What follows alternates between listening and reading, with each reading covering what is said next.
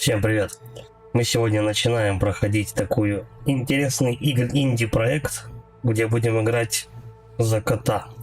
Когда-нибудь играли за кота? Я вот нет, поэтому давай посмотрим. Здорово, Серега. Давайте посмотрим, что же все-таки у нас за игра-то такая. Начать игру. Новая. Go.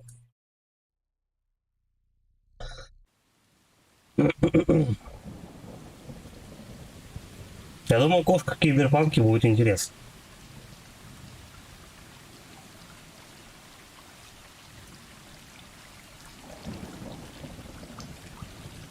Звук нормальный? Отлично. В целом картинка-то у нас как? Я вот вижу то, что маленько она проседает, да?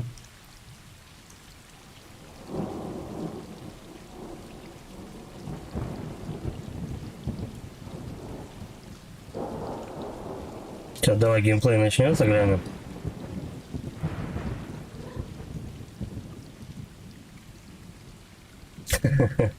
Пойдешь выгуливать.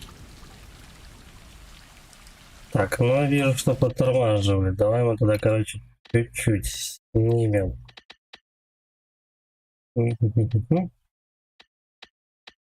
Давай качество эффектов на среднячок. А мы все на средний поставим. Посмотрим.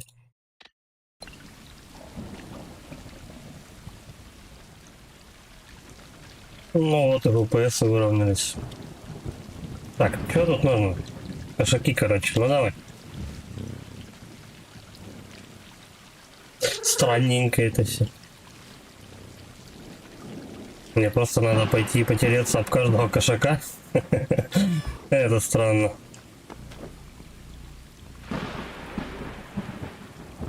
Размытие в движении. Давай. Давай. Давай на серединку, да, вот так выставим.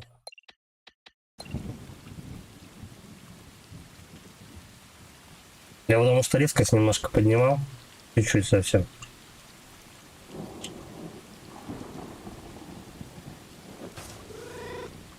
Ну, FPS уже стабильно идут.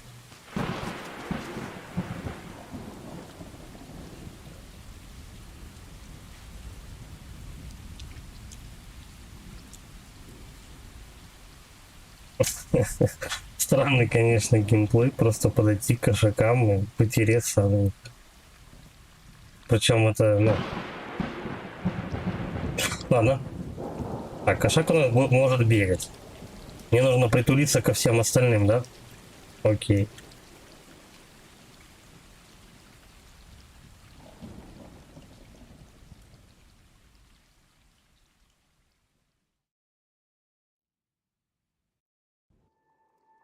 Такое было мини-обучение, что ли? По взаимодействию с предметами. Ну как? Вообще со всем миром. Секас. Тормажит во время молнии, ну... Блин, я вот сейчас вижу то, что немножко что-то просаживается. Странно вообще игра почему-то не устанавливается, как обычные игры, она просто с папки прям запускается и все.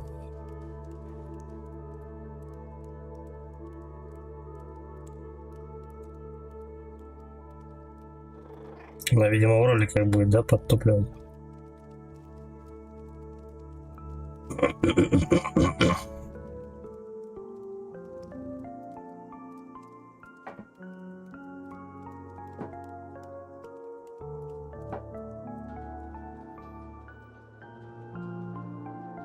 Сейчас еще настройки, походу, подсниму.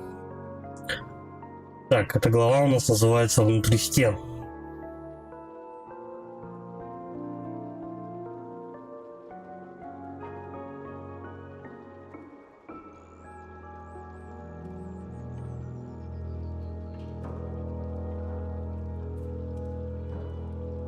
Причем на компе вот вообще игра на полную мощность, как бы на все максимальные настройки выставлена, она идет вообще идеально. Но вот со стримом, короче, как-то тяжеловато. Ладно, сейчас будем снимать нагрузки. Так. Та-дам. В чем процент? Пользование графической по памяти 10% все. Давай мы чуть-чуть резкость уберем.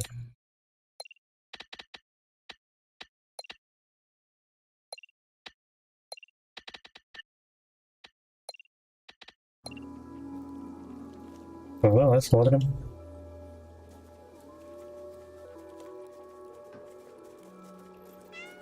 Мы оттуда, да, спустились?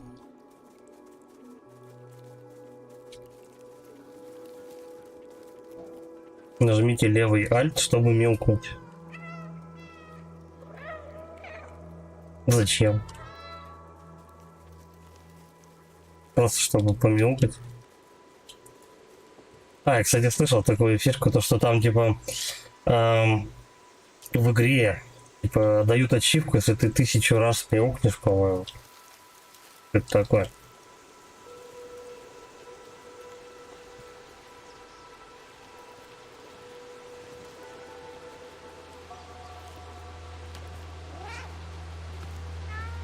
Ну да, достаточно высоко запрыгивает.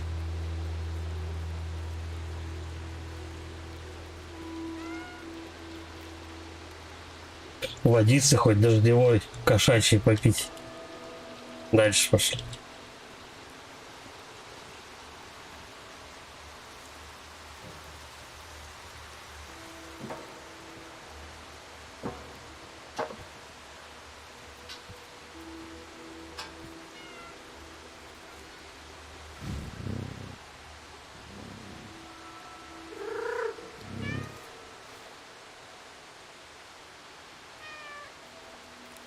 Я так полагаю, с каждым кошаком можно, да, тереться в любой момент друг друга.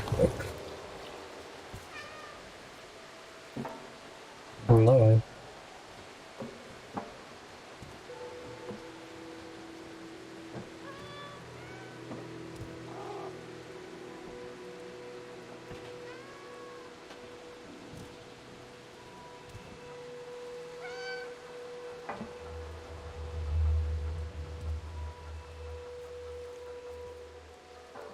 Так полагаю, что мы, короче говоря, отсюда должны выйти и добраться до города жилого, да? Ну, управление просто вот 2 кнопки, я не знаю. Прыжок вперед, ну и бег. Не знаю, куда мне надо вообще. Вот, наверное, вряд ли сейчас что-то будет такого прям интересного.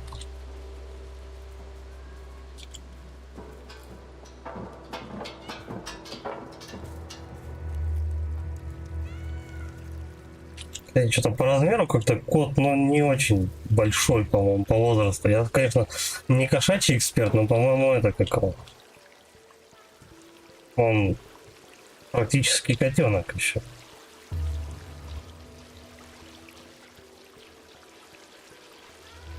Так, погоди. Что-то как-то это все. Давай так попробуем. Ага. Тогда не на весь экран.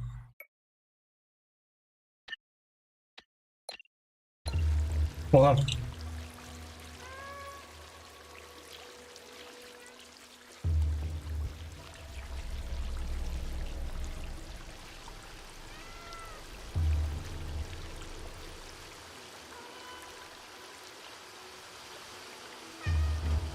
Надо, короче, вид от первого лица. Я понял.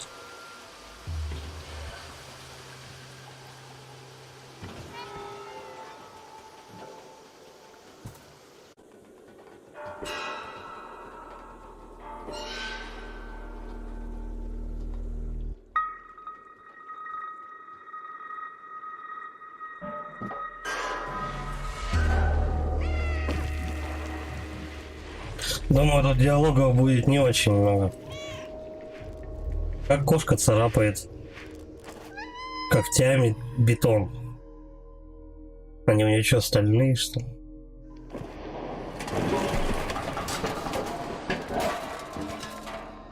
Кто-то в мусорку скатился.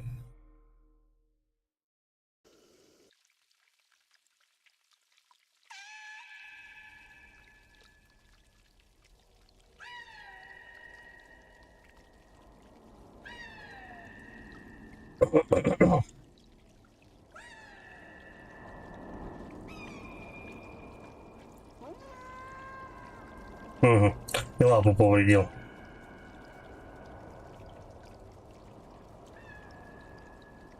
Честно, вообще в игре надо что-то собирать там, я не знаю.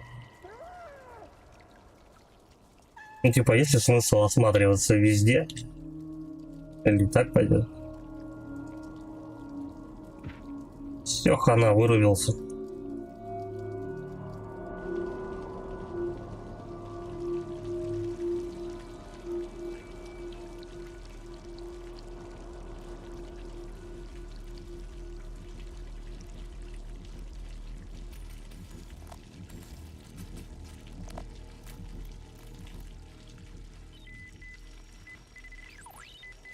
Это бункер, что ли, какой-то?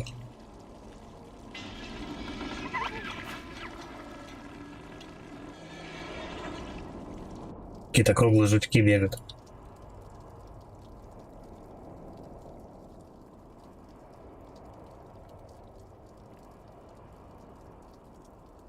Так.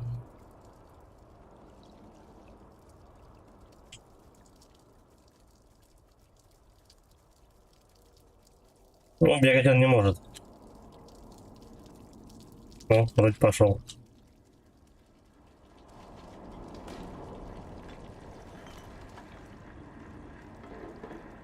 Как раз под кота. Угу. Ну вот мы, короче, получается, добрались до города. Мертвый город. То есть тут вообще типа никто не живет.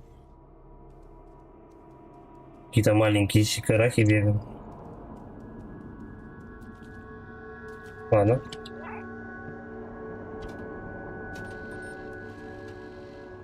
За мной следят.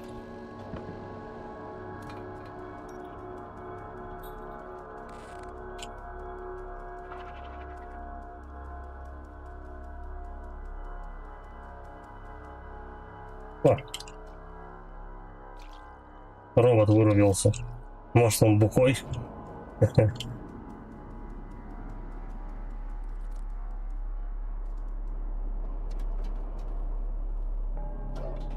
Как высоко я вообще могу забраться? Отсюда все, никуда больше.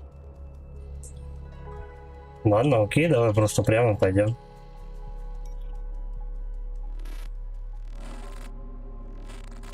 Что написано? Помогите.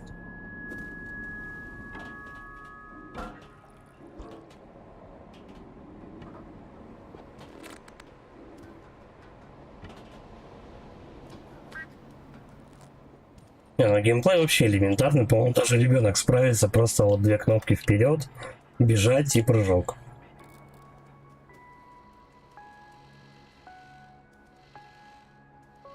И подвигайся за мной. Куда? Куда, может быть? А вот это единственная такая.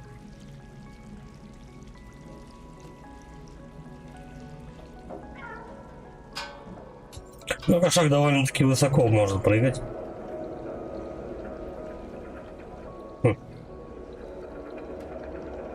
его сейчас просто этот размолотит, да и все.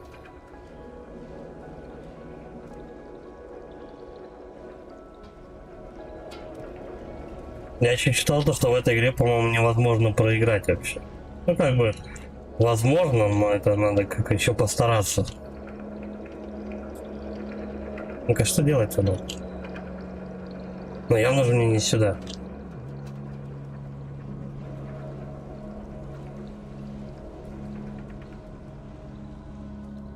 Может, куда-то отсюда запрыгнуть? Нет. Так, вот есть труба. А с нее что-то некуда и прыгать.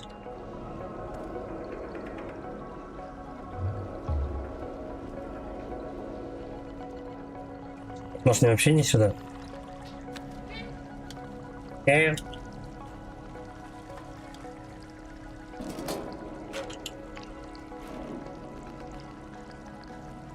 есть ведро.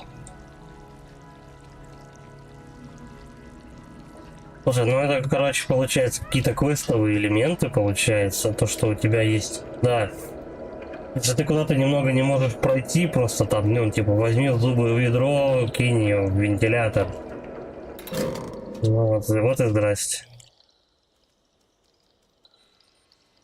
Давай каску сбрасывать. Так бесит, когда кошаки так делают. Лазами какими-нибудь, еще что-нибудь такое. Ладно, я не буду с этим самым зарабатывать ачивки. Но это бред какой-то. Так, еще ниже давай. Это стекло. Туда не сиганет? Нет. Коротковатые лапы. Давай вот сюда попробуем подняться. О, нормально.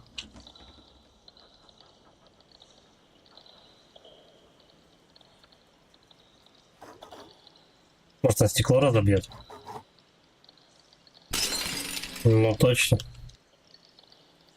Все, давай назад возвращаться. Ну, вот, двигайся за мной. Что это, нассать на ковер? Функция. Пошкрябать его. А из чего у него кокни здесь сделаны, я не понимаю. Почему он следы оставляет такие жесткие? Как росомаха поскреблась. Второй тоже, да, можно так же. Ну.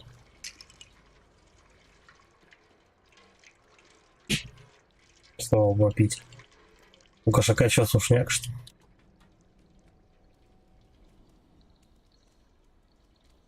Ну, наверняка, ведро, да.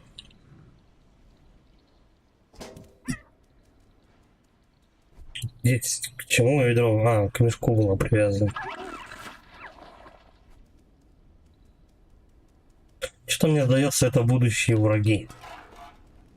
Вот эти вот жучки. Что они как-то всегда внезапно выскакивают. Я так понял, они робота грызли.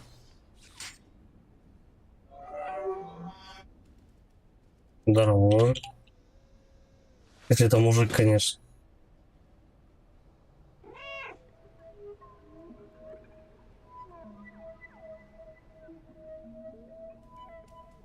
Отключился. Ладно. Давай-ка мы... Нет, там проволока, куда никак. Давай туда еще выше. И вот сюда.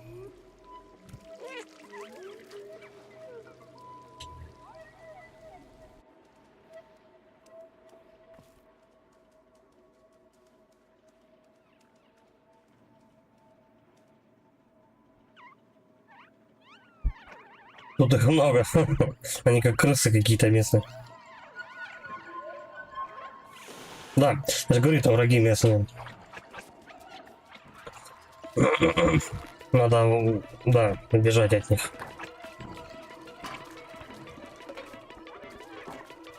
Не вопрос.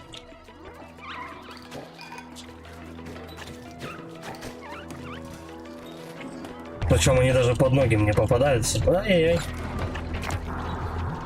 Чё такое?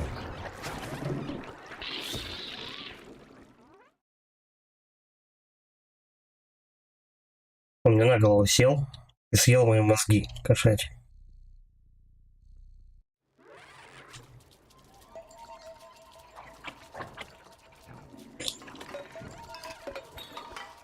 Довольно-таки далеко они прыгают.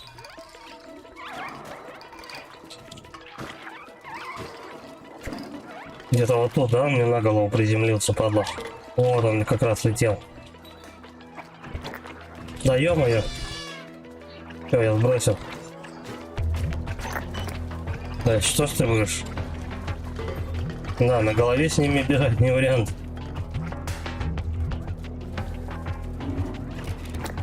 Я так полагаю, они из этих коконов, да, вылупляются?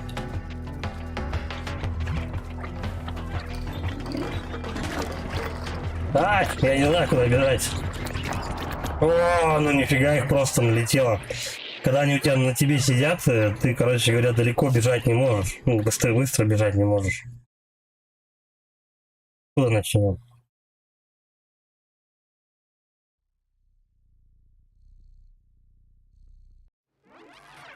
С самого начала.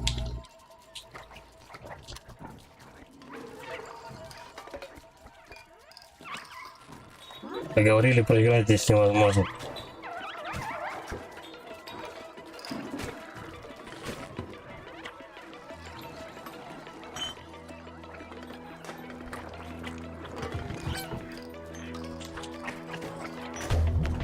Кстати, вот хрен его знает, куда тут дальше бежать. Так, туда не вариант наверх. Ё-моё, здесь.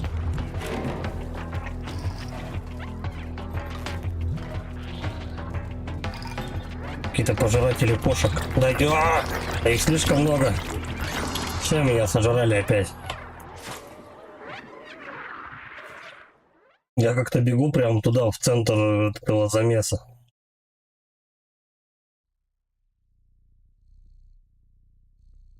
Может, как-то по флангу, я не знаю, бегать. Но они тебя съедают вообще на раз. Да, ну, пошли в жопу.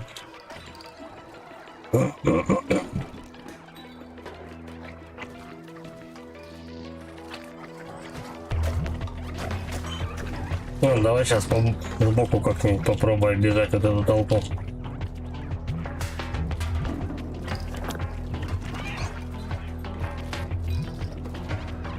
Вот они прям тут выбегают. Чик. Я обошел.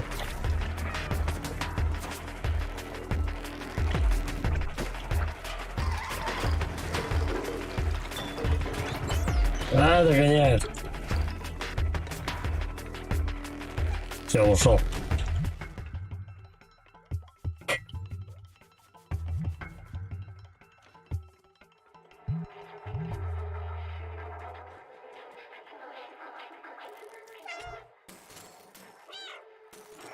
Что дает это мяуканье? Просто так? Ну давай сюда. Потом выше. Хотя он зацепился когтями. Сюда может? Ну тут только на дробу. Потом вот сюда. В принципе, такой же расклад, когда ты в каком-нибудь Assassin's Creed бежишь, или там Dying Light, тебе нужно выбирать путь. Ну, то же самое, только гораздо медленнее. Что наш особо не разгоняется, скорость стабильная.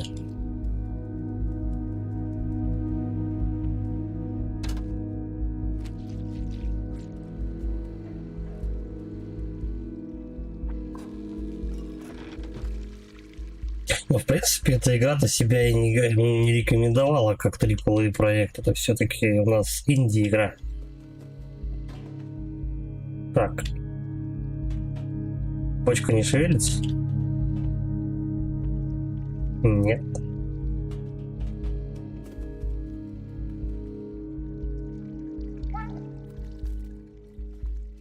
Зачем это мяуканье? Она ничего не делает. Так, ну в бочке. Куда-то сигануть. Наверняка. Чем на эту бочку он запрыгивать не хочет.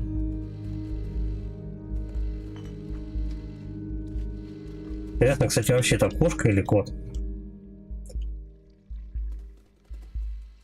Хотя никакой принципиальной разницы нету. Да идти. Вон камеру вижу. Что-то ни одного предмета нету. Здорово, баран.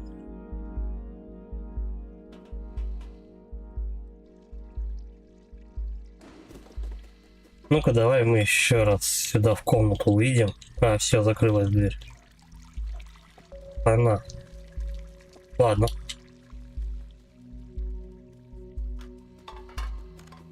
Я вот уже не первый раз вижу такие панели с синими какими-то надписями. Почему бы это? Да, он вообще не запрыгивает.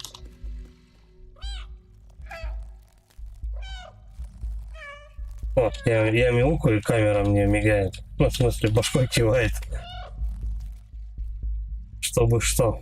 Подожди, а что если, допустим, да, прямо зайти? Вот.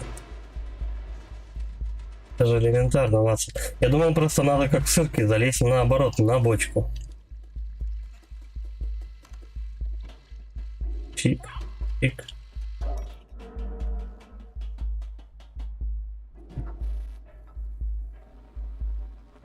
Куда пройти-то? Так, ну на стол смысла нету лезть, точно. Сюда он не запрыгнет. И там не достанет. Ну давай тогда сюда.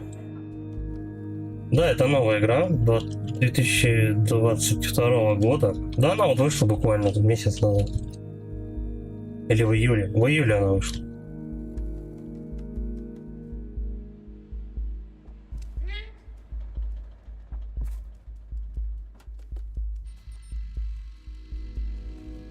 Она постоянно камеры смотрит. Я под колпаком. О! Так и подохнуть можно. Чуть. Чё, куда? Сюда?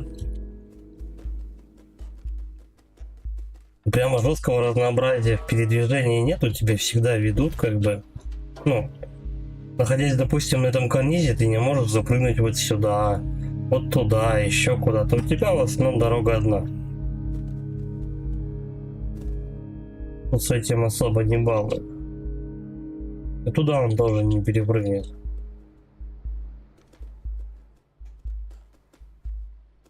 Да, еще выше.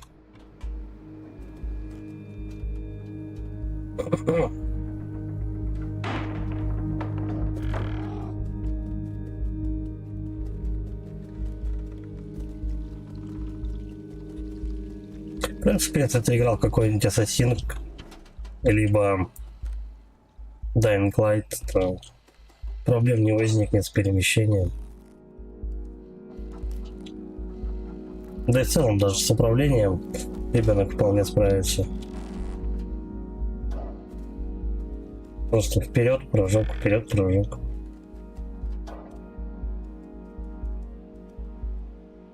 Ладно, может быть история будет хотя бы интересная такая.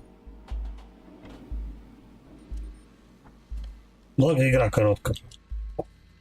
Что-то она проходится там, по-моему, часов за 5 или за 6.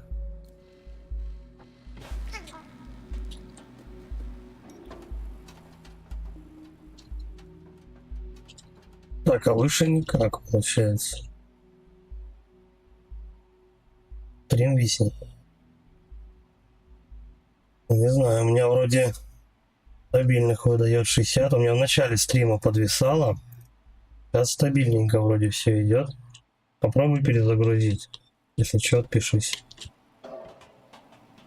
Ну, просто трансляцию перезапустить. Могли в какой. Кстати, смотря с какого еще устройства ты смотришь.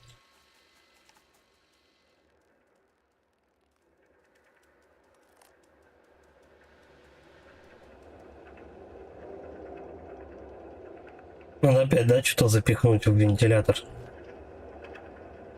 А вон еще какая-то коробочка есть. Стой. О. Ага, это у нас типа местные источники питания такие. Как он хоть выглядит? Просто розетка с коробкой. Ладно. Квартира. Так у нас не главы обозначаются. Я думал, все-таки это глава обозначается, но нет. Так у нас просто локация обозначается. Прям на весь экран большими буквами, чтобы ты точно ничего не пропустил. Нужна помощь, пишет. На ковер поцарапаем чуть-чуть. Вдруг ему именно в этом помощь необходима. Так.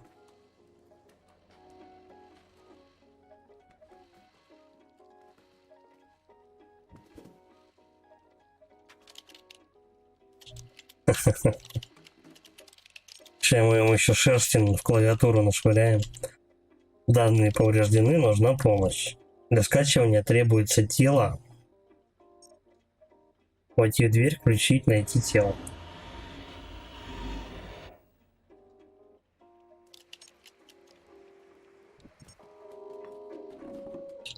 Типа я должен интеллект робота переселить. Ну, в тело робота или что? Не в кошака же, правильно? Тут вряд ли какой-то будет оккультизм. Кстати, вот еще источники питания. Наверняка надо еще, да, такие же поискать. Вот один.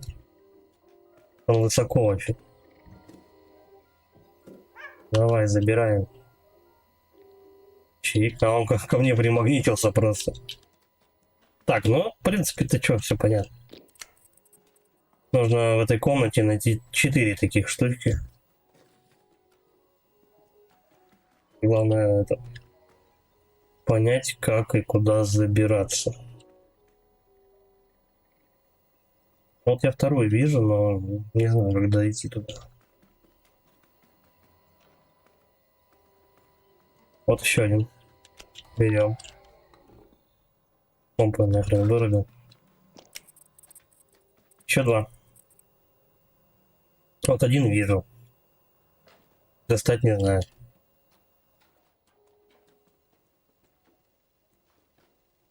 Вот, давай вот так.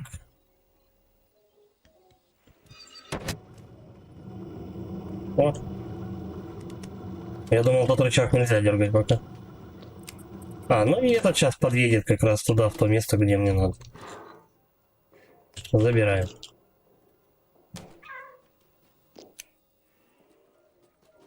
Все. Запустил типа какую-то штуку.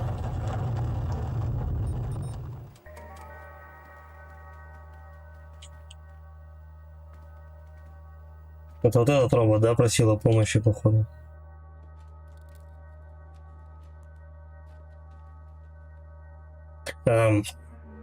Вот эти вот картинки на мониторах очень похожи на чуваков из Space Invaders.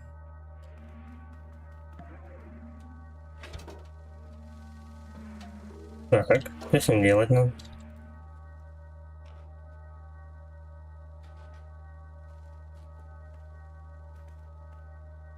Пока я что-то не вижу, что может что-то было дернуть.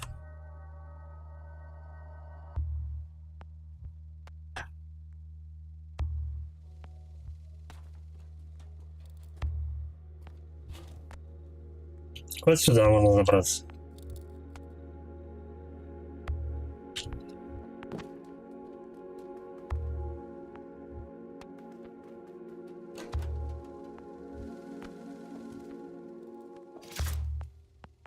У меня случайно голова отвалилась.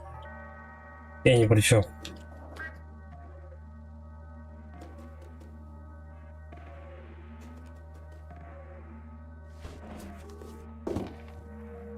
Ну, кстати, игра периодически переключается из 3D в 2D. Как-то так. Давай, прыг. Что это такое? Бросить.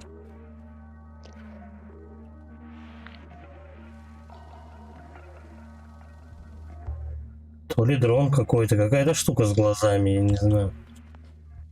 Куда бросить?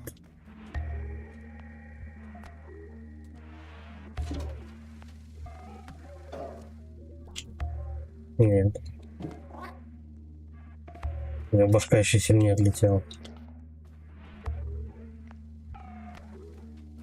Ладно, давай выйдем из комнаты, посмотрим, что там. Может быть, на стол куда-то положить? О.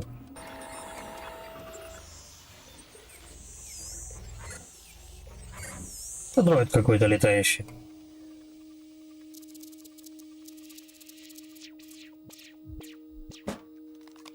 Эх. Разрядился, да, походу?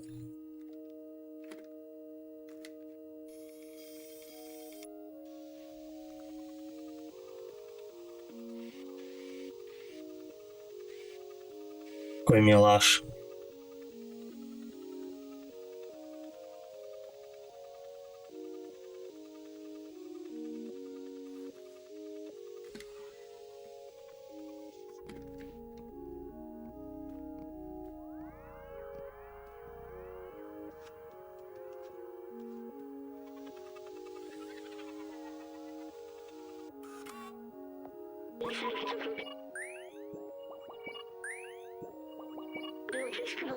Сработало. Я свободен. Спасибо.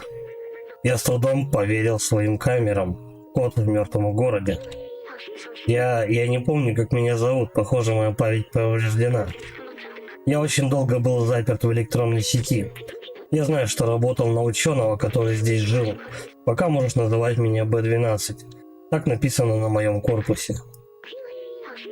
В мертвом городе небезопасно, но ты, похоже, знаешь, что делать. Пошли отсюда, следуй за мной. Ладно. Но быстро не летай. Этот ключ отпирает двери. Это я помню. Сейчас помогу.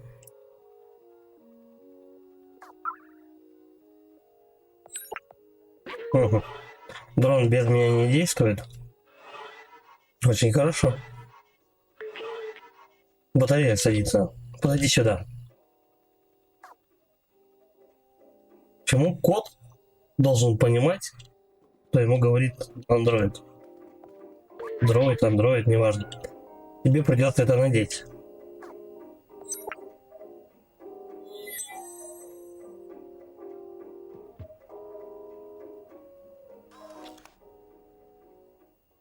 Да, он залез на меня, что?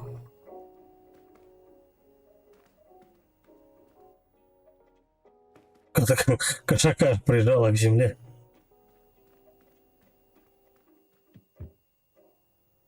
Все, он валяется. Кошаку не дай тут. Ну ничего.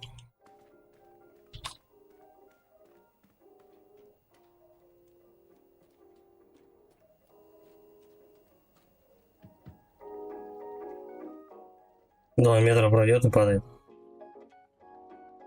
Я не знаю, куда идти пока. О. Этот рюкзак разработан для таких маленьких четвероногих, как ты. Неудобно? Не переживай, привыкнешь. Я оцифровал ключ и положил его в рюкзак.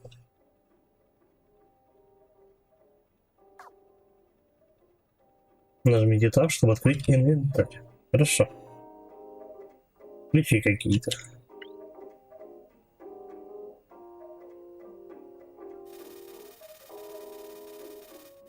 Ключи с жестким диском.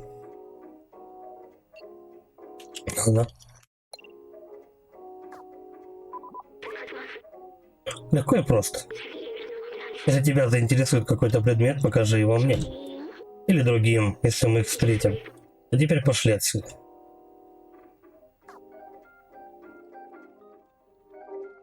Он теперь так и будет, да, со мной летать? Окей. Все нормально теперь ходит. А ты переживал. Это диплом инженера. Он принадлежал ученому, на которого я работал. Что-то не очень похоже, чтобы инженер тут жил. Так, а мы что-то еще можем сделать? Или выходить, может быть, отсюда надо? Вот, слушай. Открыть. Да, использовать. Нажмите 2, чтобы использовать фонарь. О, дроид у нас за фонаря еще будет.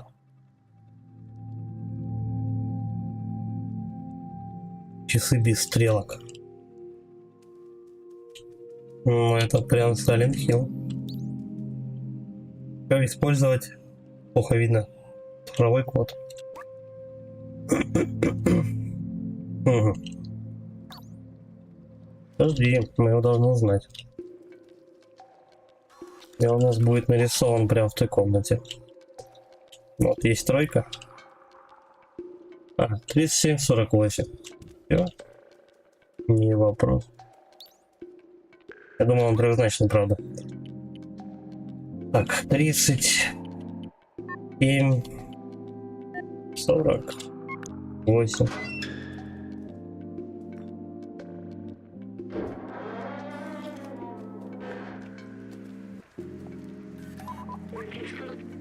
Ух ты, ну и местечко. Тот лифт вдали, думаю, он важен. Я знаю, что нам нужно подняться наверх. Вообще, Какое дело кошаку до проблем дроида? Он может просто вот здесь вот просто взять, лечь и начать вылизывать себе яйца часа на 2. Почему он должен ему помогать? Ну, либо хоть как-то быть заинтересованным в его проблемах-то.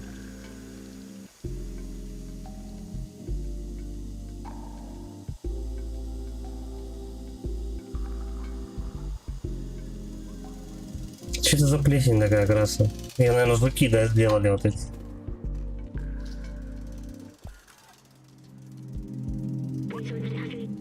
Погоди, я помню, Outside.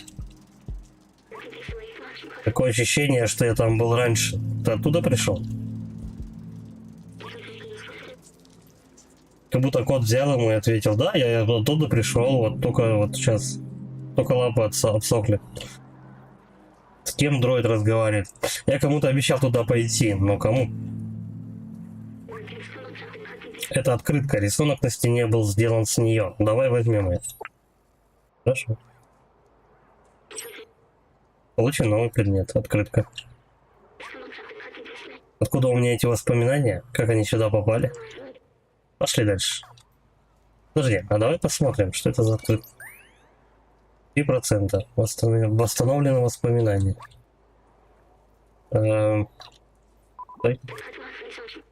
Outside, мы снова увидим небо, обещаю. Как... Да, вот сменить категорию, воспоминания. Показать воспоминания. Все? Я думаю, какой-то ролик мне покажут или еще что-нибудь. Как хотите.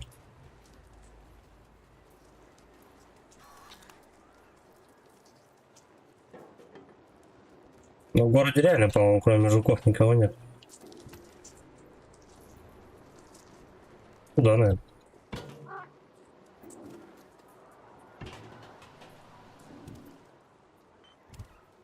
Снова в этот, как его надо, да, залезать?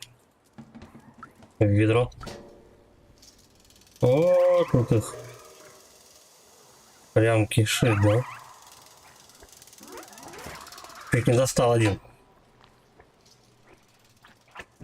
Я понял, бежим. Все, текаем.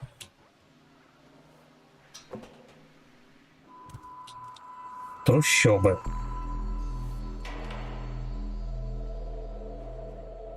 Че это робот меня боится? Мужик, что с тобой? Я как будто ему что-то сделал.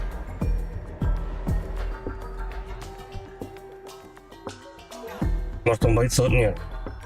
Я думал, что он боится жуков, которые за мной бегут, но тоже нет.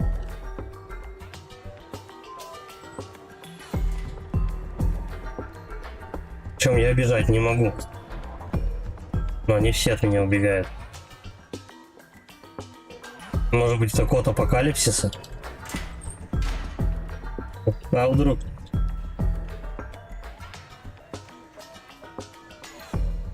Да, похоже. Похоже на крабов. Только они были чуть-чуть побольше и приплюснутые, а эти как круглые, как шарики.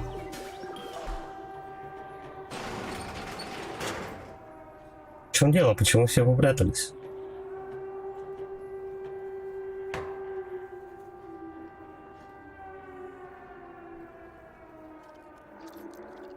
Здорово. Это местный рейдинг, что ли? Будем драться. Больше никого нет.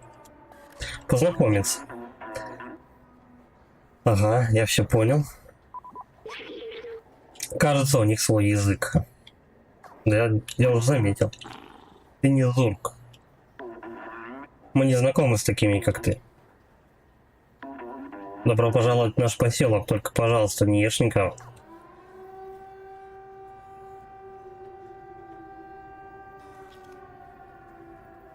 Почему робот беспокоится, что его съедят? Он же не из плоти, как бы он не киборг даже. По идее, у него должно отсутствовать такое вот ощущение страха, что он потеряет конечность. Ну типа, камон, Азимов еще об этом писал. Правила робототехники и все остальное. Ладно. Допустим. Допустим. Пока мы должны знать не более, чем нам показывают. Парень, похоже, много знает об этой местности. Покажем ему открытку? Может, он знает, откуда как отсюда выбраться? А, ну дальше меня не отпустят никуда. Там у них, по-моему, садовник местный. Ты потерялся? Тебе что-нибудь нужно? О, фотография аутсайда. Какая нелепость. Лифт не работает. Все знают, что уйти отсюда невозможно, но кроме аутсайдеров. Но их уже не осталось, за исключением Момо. Попробуй поговорить с ним. Если хочешь, он давно прекратил все попытки выбраться отсюда. Это к лучшему.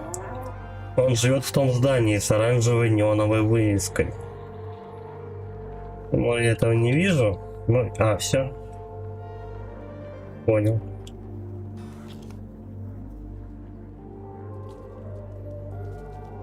Все это как-то похоже больше на корейские трущобы. Что они тут сидят? Они тут что себе, винду переустанавливают? Ты нас так напугал, мы думали, что ты Зурк. Ой, как красиво. Понятно. Я теперь всем могу эту открытку в рожу тыкать? Ты правда думал, что поедешь на лифте? Я никогда не видел, чтобы эта штука работала, а мне зато исполнится 374 года. Прекрасная мечта, как жаль, что это всего лишь мечта. Ладно, я понял. Не, давай по факту, короче. Раз сказали на вывеску идти, давай. Они будут болтать, конечно, все. Немножко поясняя за лор. Но... тут скорее ты лор узнаешь больше по сюжету. В наглую пришел, сел. Может, он меня не ждал. По-моему, робот озадачен.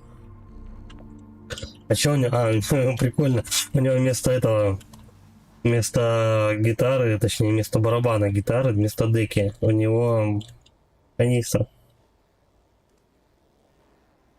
Я видел, конечно, гитары делают из лопаты. Но чтобы с канистры первый раз. О, сейф какой-то. Взять таинственный пароль от сейфа.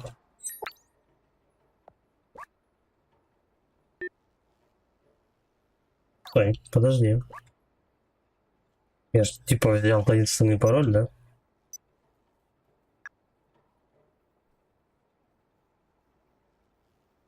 Ну давай. Подожди, давай вот мы его трону покажем. Написано, следуй за цифрами, но это выглядит как двоичный код. Последовательность 0 и 1. Мы должны так или иначе расшифровать код. Возможно, он имеет отношение к сейфу. Так расшифровывай, что ты зря тут находишься, что ли?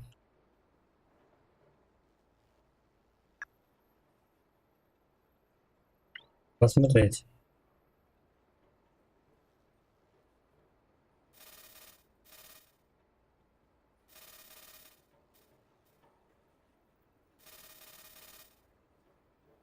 Ладно.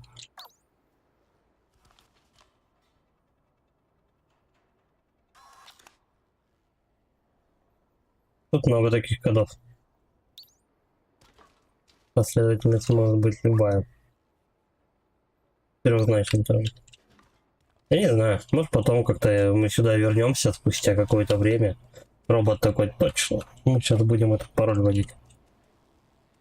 Ладно, пока не торопимся. Пакет на голову. Непонятный код от сейфа, но очень интересно. Согласен. У меня пакет на башке. У меня сразу же сломалось управление. Дурында. Давай познакомимся. Привет, я музыкант, но у меня нет песен. Что ты заграешь? О, таинственный код. Показать. Это очень старый двоичный код. Только настоящий гик сможет его прочитать. Голубое небо, хам. Когда-нибудь я напишу об этом песню. Которых нет. Ладно.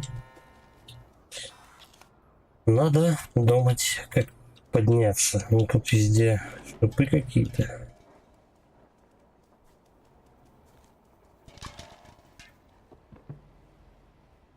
Может быть, как раз дело в этом сейфе? Ну, нет, мне кажется, вряд ли. Давай, просто вверх. Просто куда-нибудь запомнить.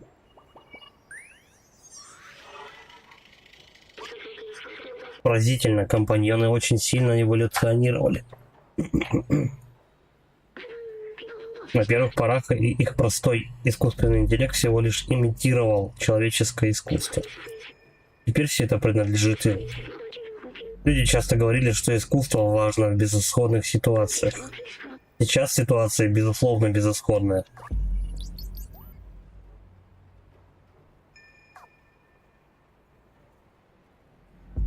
Ну, наверное. И на каком высоко можно прыгать? Давай. И выше. Ну да. Да. Вот и выск.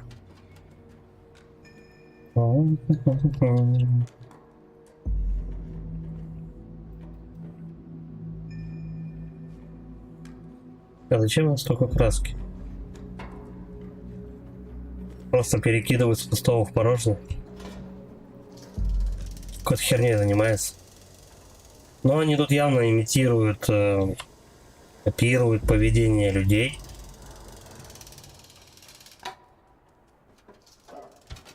Я видел то, что так рыбу перекидывали.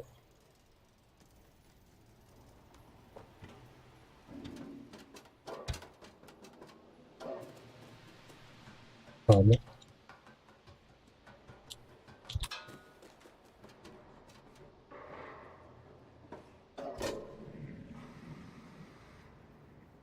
Не хотелось бы, конечно, спускаться ниже, потому что мне наоборот выше. Эй, вот. Интересно, сколько будет занимать игра, спидран по этой игре? Так, вывеска есть. Двигаем вот сюда и чуть-чуть повыше. Оп, оп, оп. Потом в окно, да? Так.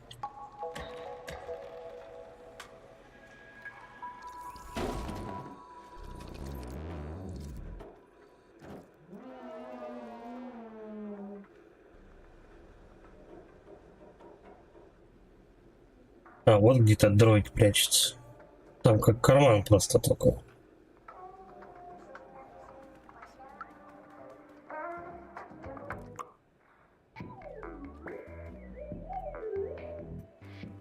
Ладно, давай подойдем к нему, поболтаем. Перевести. Аутсайдеры. Бесполезно. Зачем я их отпустил? Теперь я совсем один. Эй, ты, что тебе надо? Давай открытый. Это очень старый двоичный код, только настоящий гик сможет его прочитать.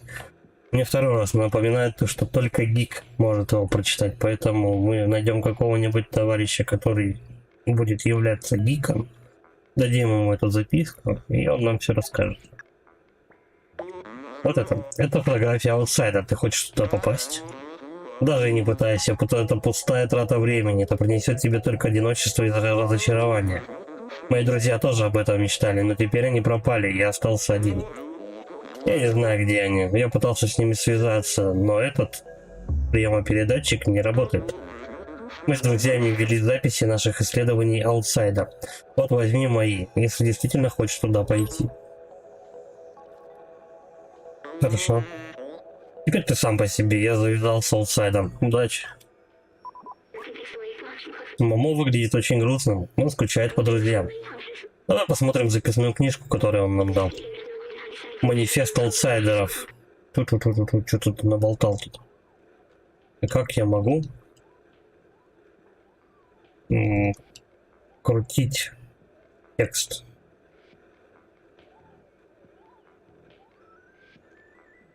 Подожди. Блин. Короче, он говорит то, что мы должны защищать наших братьев и сестер, мы должны держаться подальше от зурков. А вот как скроллить записку? Вот, все, нашел. Да-да-да, мы должны защищать. Ну все, я особо тут ничего не пропустил. Хорошо, я понял. Подпись Клементина с Балтазар, Док и Момо. Похоже, имя Момоды было добавлено позже. Думаю, нам нужно найти другие записные книжки. Ну, я не знаю, сколько их. Это маленький кот. Все еще ищешь эти бесполезные записные книжки? Это моя записная книжка. Я был последним, кто присоединился к аутсайдерам. Я последний оставшийся из них. Ладно, хорошо, завершить. Ой, еще что запомнил. Возвращение домой 2. Обратно домой 2. Я помню эту видеоигру. Мне кажется, ее разработали незадолго после моего создания. Плохо помню. Мы с ученым много в нее играли. Было весело, я скучаю по нему. Поэтому я не могу вспомнить его имя. А почему я не могу вспомнить его имя? Потому что этот ученый и есть этот дроид. Он типа свой интеллект запихал ему в него. По крайней мере, я так предполагаю. Такой сюжет уже где-то был.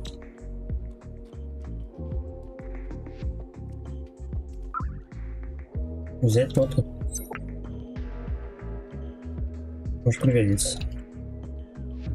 А что, больше все, никуда не прыгать? Там что-то вот такое светится за коробкой, не знаю. Не достать.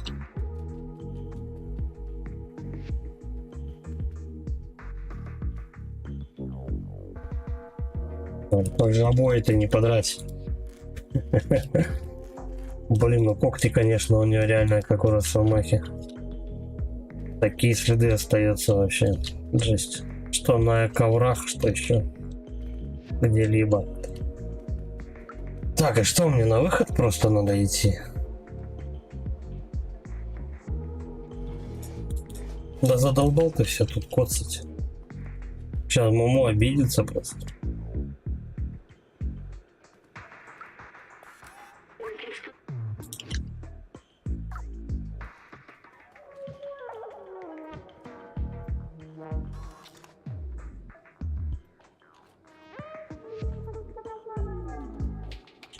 Еще какие-то цифры. 8801.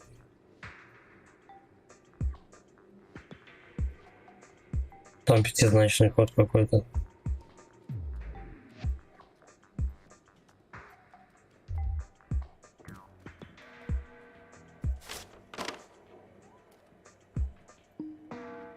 Давай ты снимай эту фигню с башки. Надо потрястись или что?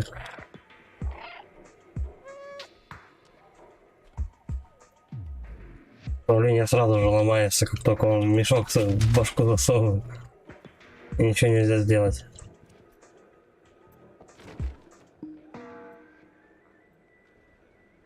Так и чё, куда идти-то, что делать? Чем заниматься? Влачить свое кошачье существование?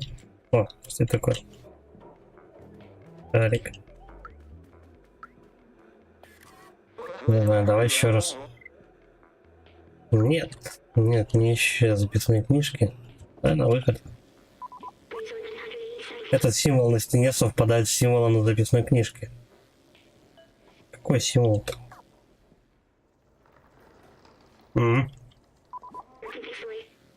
Похоже на зацепку. Хорошо, давай спустимся.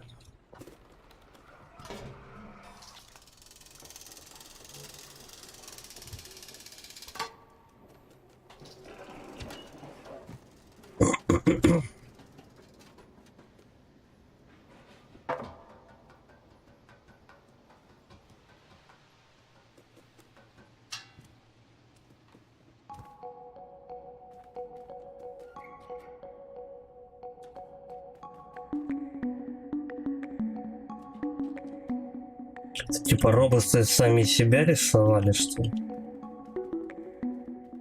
Я понял, что людей тут уже очень давно не живет на планете.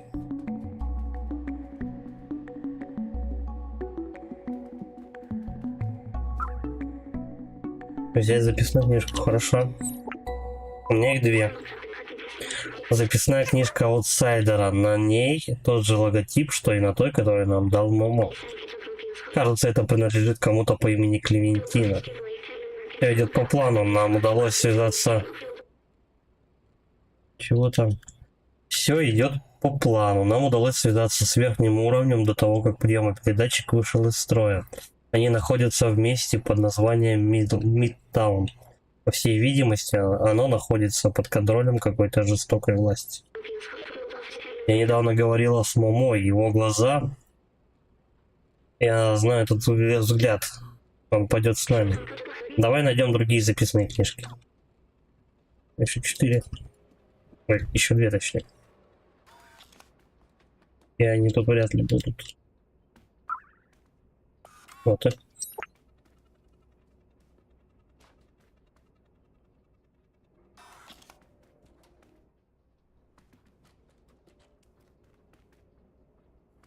Давай, счастливо.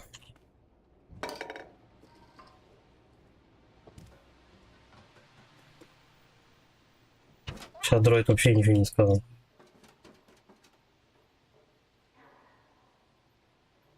Там какой-то фонарик висит.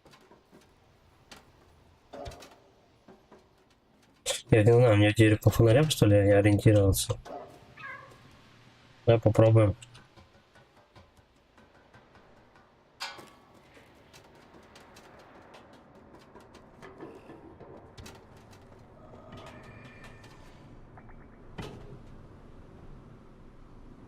Ну, что ты?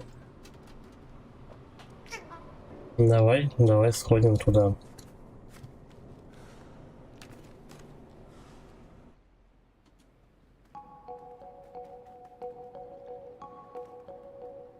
Ну, тут а-ля как бы открытый мир, но он не открытый.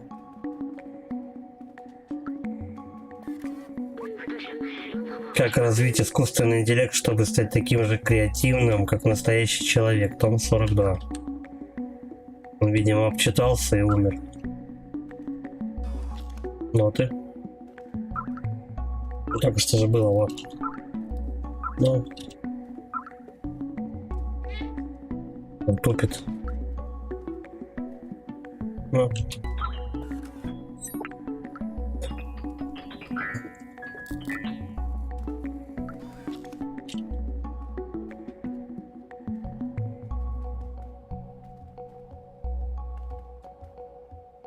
Ну тут прям целые катакомбы, я не знаю, для кота. А диван подберем чуть. Своими волшебными мега-когтями. По-моему, с фотографией. Открытки вроде места, нет?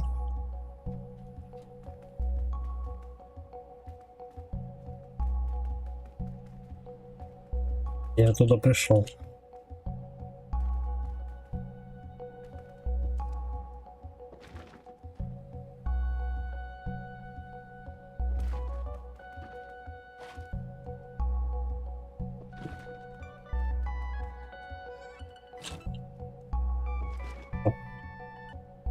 Это проходик нашелся. Эй, док, я нашла ключи от моего сейфа, с ними надо быть осторожным. Прятать сейф за кучей книг не лучшая идея. Я даже понял, что мы ищем. Мы ищем какой-то сейф за кучей книг.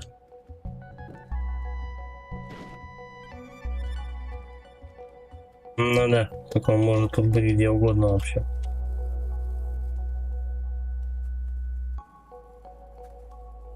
Куда-то надо куда-то запрыгнуть.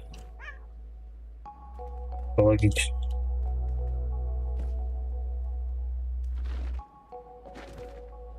Будильник какой-то вижу.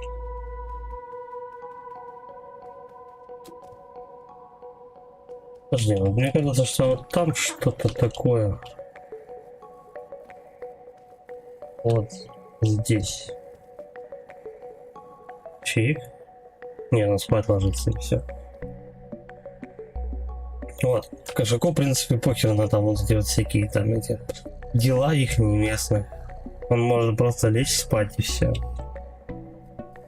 Если я не ошибаюсь, коты там что могут спать там по 15 часов в день. Вот тут какой-то подъем.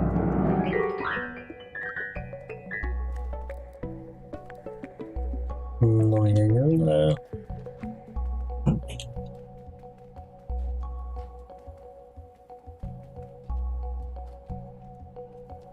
Может вообще в целом выйти отсюда?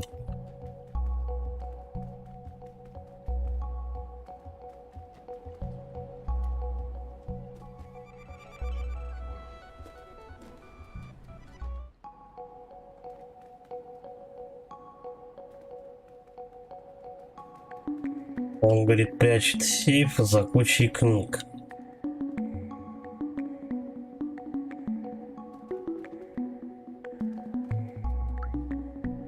Ну, книг-то тут реально много. Они могут быть где угодно вообще.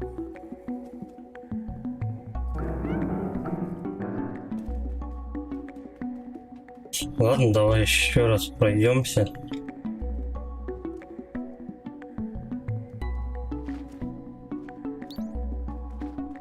О, вот он сейф.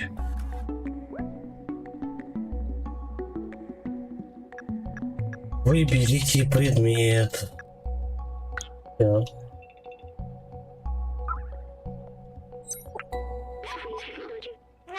Молодец, еще одна записная книжка. Кажется, это принадлежит какому-то по имени Док. Кому-то по имени Док. После нескольких недель исследований я объединил спектрометр с мощной ультрафиолетовой лампой. Это должно помочь нам отбиться от зурков по пути. Первоначальная попытка увенчалась взрывом. Возможно, мне придется провести испытания в реальных условиях. Давай найдем другие записные книжки. Это, кстати, предпоследний. Все, в принципе, я могу уже отсюда точно выходить. Из этого книжного лабиринта. И теперь еще один фонарик у нас висит чуть-чуть дальше. Давай, что ты прыгаешь? Чик, чик.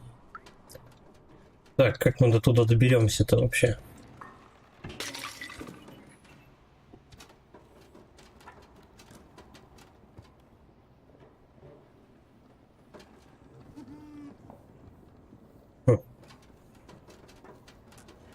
У нас же ведро обратно не катится, правильно?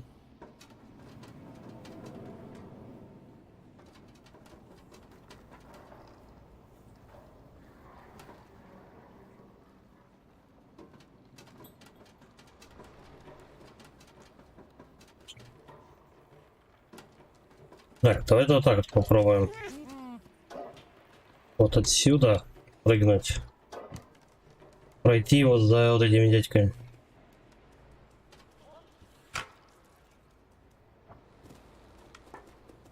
И наверх. Все, нормально. Вот еще один фонарь. Электроснабжение и вентиляции. Хорошо, давай выдернем. Я рядом положу.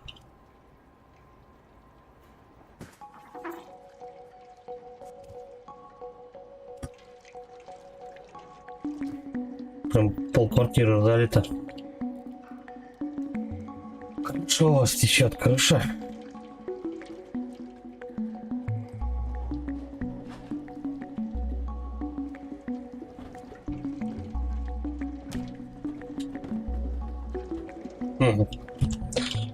На некоторые предметы прям необходимо залезать, потому что только после того, как ты на них залезешь, они падают.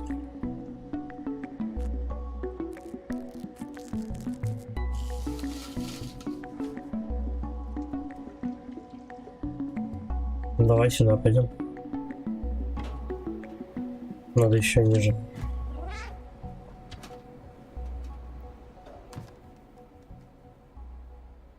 Мне сдается, я возвращаюсь. Блин.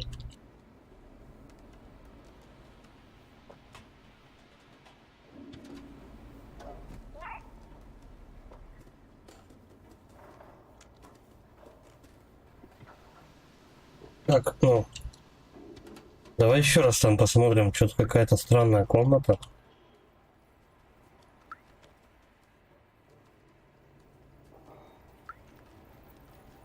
Нам определенно туда надо еще там искать еще одну записную книжку.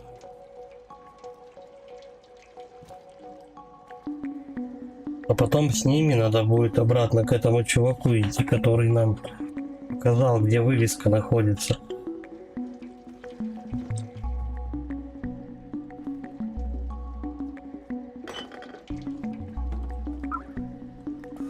Вот и все. Наконец-то последняя записная книжка. Кажется, это принадлежит кому-то по имени Сбалтазар. Если следы органической жизни исчезли, за исключением тех, кого мы называем зурками. Они едят практически все, что движется и размножается с невероятной скоростью. Как будто быть запертым в этом городе было недостаточно. О! Что это с дроидом? В этой книжке есть записка. Там написано: в приемопередатчике есть конструктивный недостаток, но кажется, я понял, как его исправить. Вот уравнение. Это должно помочь Момо починить приемопередатчик. Если свяжемся с верхними уровнями, это может стать нашим пропуском наверх. Давай покажем ему, что мы нашли. Все, теперь уже можно спокойно идти к этому Момо.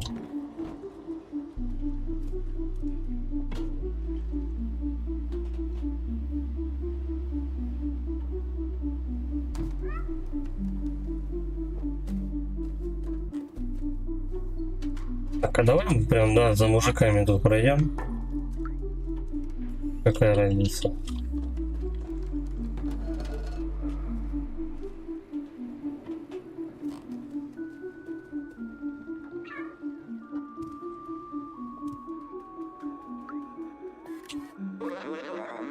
Привет, маленький кот. Все еще ищешь эти бесполезные записные книжки? Да. Это его книжка. Ну, давай вот так. Вот и нашел запись, которую оставила Клементина. Она была очень храброй, знаешь ли, самым бесстрашным роботом, которого я когда-либо встречал. О, это принадлежит Доку. Он был настоящим знатоком электроники и прочего. Он всегда стоял на пороге великого открытия. Погоди, ты действительно нашел все записные книжки моих друзей? О, что говорится в этой записке. Приемопередатчик можно починить. Это невероятно. Это значит, что у нас будет связь за пределами трущоб. Клементина, Балтазар, Док, мне жаль, что я в вас сомневался. Обещаю вам, я найду способ выбраться на поверхность. Спасибо. Возможно, мы сможем найти для тебя путь наверх. Теперь давай починим этот кусок лама под названием приемопередатчик.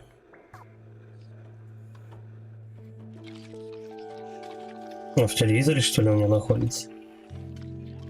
Нет. Вуаля! Работает.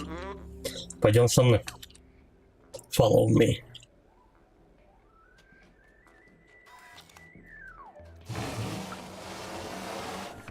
Подожди, там поговорить еще можно. Там наверху видишь то здание, возвышающееся над остальными.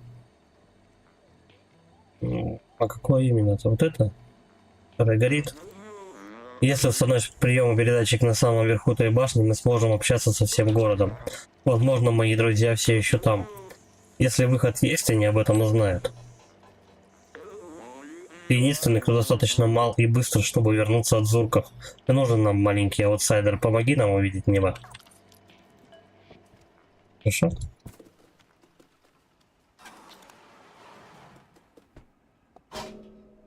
Блин, надеюсь, я здание не перепутал.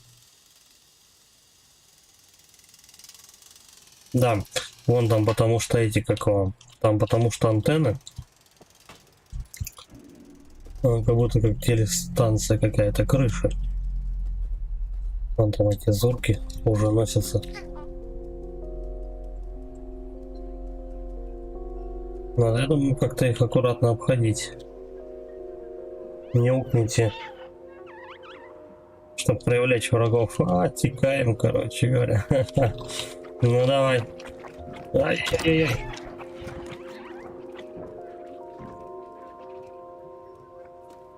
Ладно. Вроде ушел.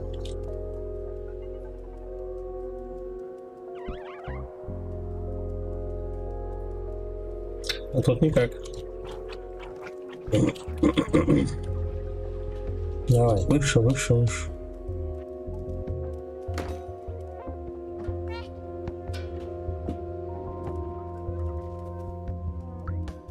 Вот сюда. Тихо, запомнить. Я не знаю, зачем это он запоминает, но я думаю, пригодится. Город полон неоновых огней. Так было не всегда. Раньше существовали строгие ограничения на потребление энергии, особенно в трущобах. Но люди не могли смириться с постоянной темнотой. Однажды кто-то включил радужные лампы, неоновые вывески по всему дому. Этого человека схватили, и больше никто его не видел. Но это вернуло людям надежду. Вскоре они все начали зажигать огни в своих домах. Угнетатели ничего не смогли с этим поделать. Так люди снова могли увидеть цвета, как в аутсайде. Я думаю, это помогло. Хорошо. Над вышкой куда-то. Нет, не вариант.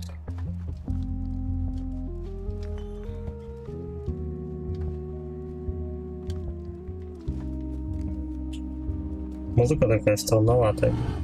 Вроде как атмосферная, вроде, знаешь, какая-то не особо приметная такая. Ну давай попробуем вот сюда. Ну а тут явно надо будет бочку эту подкатить. С нее и запрыгнем. Да? Дальше не. Вот. Эк. Уходи.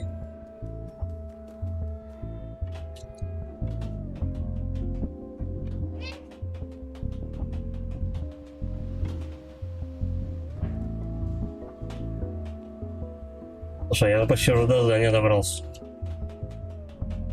Правда, тут все в плесени. Я, походу, зря нашумел, да? Ломай дверь, я тут нас согнул сейчас. Все. Нормас. Они в ловушке, типа? Да, хрен-то. Эй, валите. Валите, загрызли.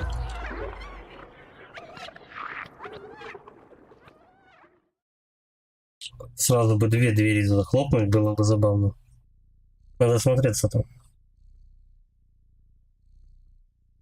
Я думаю, что можно.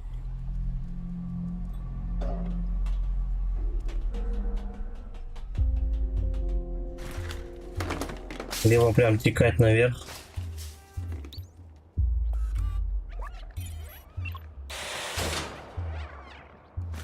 Все. Привлекаем их внимание. Потом ломаем еще на закрытие. Все. Вот так это делается.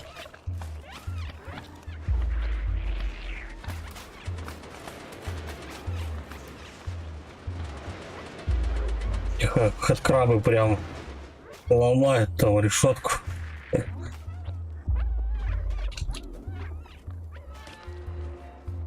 А еще выше. Где это здание? Ага. Вот он. Ну, скорее всего, что, по стреле надо будет пройтись просто до упора. Потом вот куча их яиц, и скорее всего они будут нападать. Но есть вентиляция, кстати, куда пройти можно. Чик. Роняем.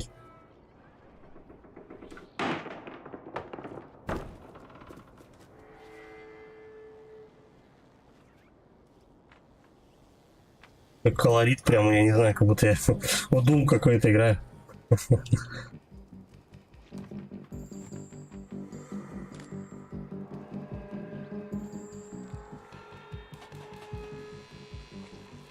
Замок же кошку не собьет, правильно? Не собьет. Дрон особо тоже не помогает. Так. В какую мне сторону? Мне просто надо выше на здание, да, собираться?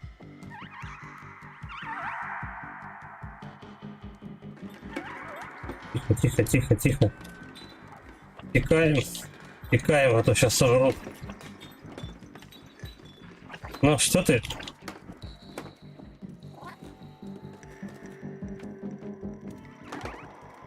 Бля, куда запрыгнуть-то?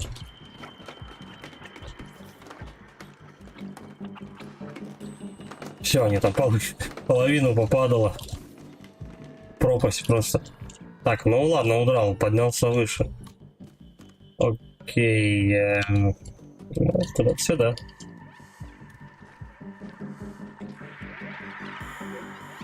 Угу. Мне надо на эту балку забраться. Минуя как-то этих ребят. А взломать дверь я могу только с этой стороны.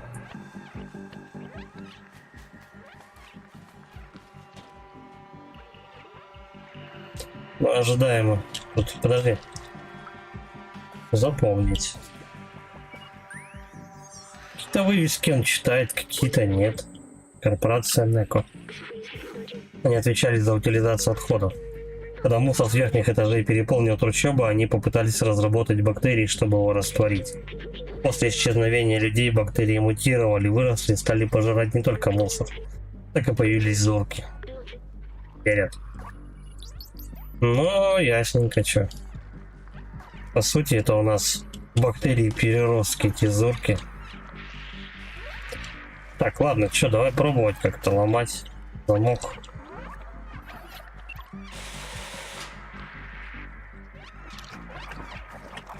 Бежимте, бежимте.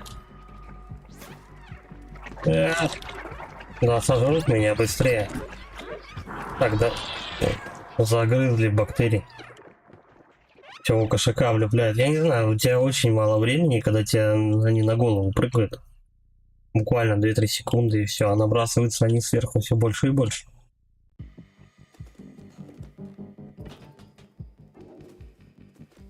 Интересно, засчитали эту вывеску, которую я прочитал? Ну, типа, не надо их читать еще раз.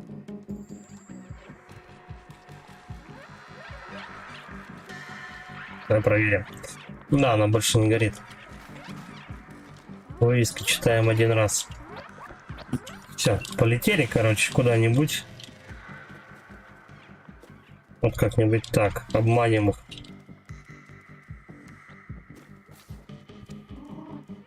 Тихо, кошак, кошак, кошак. Да. Ну да, тут специально как раз этот закуток, чтобы они вот прям на тебя в решетку бросались. Они же особо-то это как бы, ну, не интеллектуальному. Да. Туповатые они. Поэтому они как зомби. Просто прыгают на тебя и все. Да.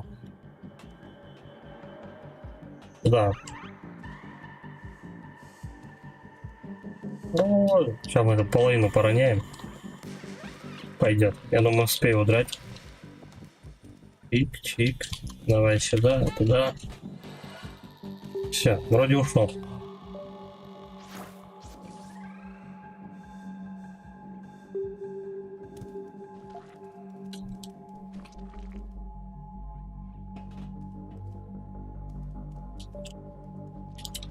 Я вряд ли тут допрыгну. Два варианта мне: либо вниз,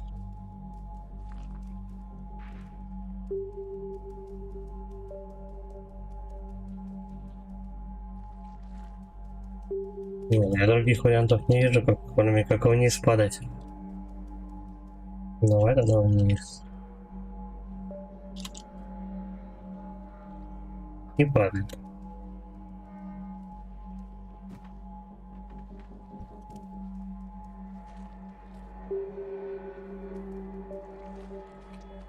И чё? Куда идти? Чё, у меня только что... А, вон, все. Понятно. Дергаем рычаг. Не знаю зачем, но обязательно.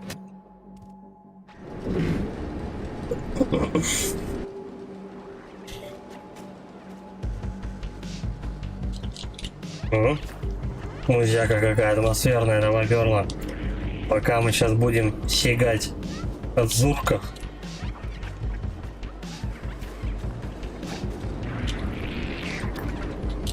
Фига. А и половину там падают, сами умирают. Давай еще, наверное, да, кружочек сделаем. Не хватит. Фига. Не там свернул. Ну. Чё, хана? В угол забился.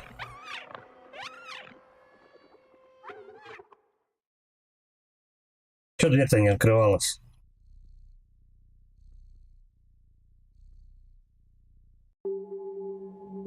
Зурки башку съели.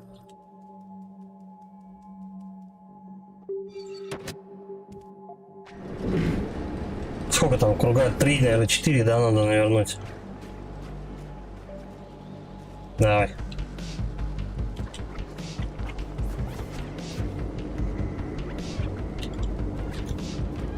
Ну, музяка немножко похожа на музыку из Киберпанка, кстати.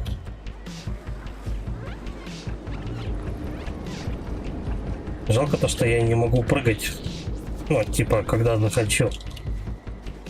Я могу скакать только в определенное время. Беги, рыжий. Да, догонят же.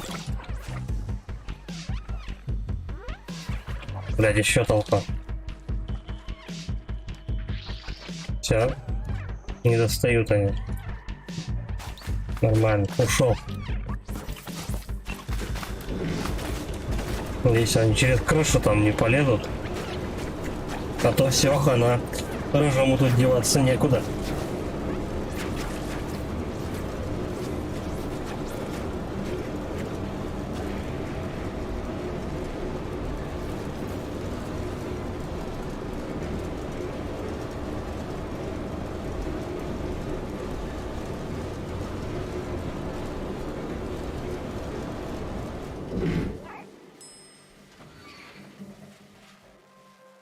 Тут вроде зурков нету.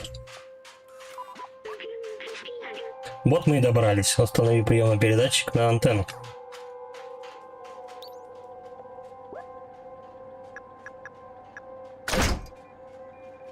И все. Я думал, чуть ли это не основная моя задача вообще в целом на игру.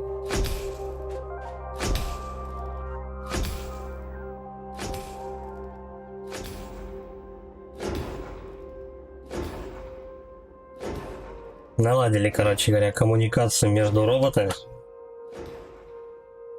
Сейчас они как начнут между собой общаться, появится у них коллективный разум.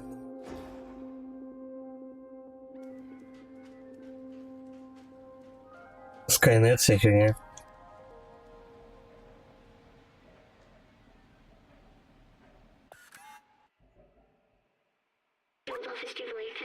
Смотри, какой вид. Отсюда выглядит очень красиво. Я вспомнил. Город. Он должен был стать убежищем.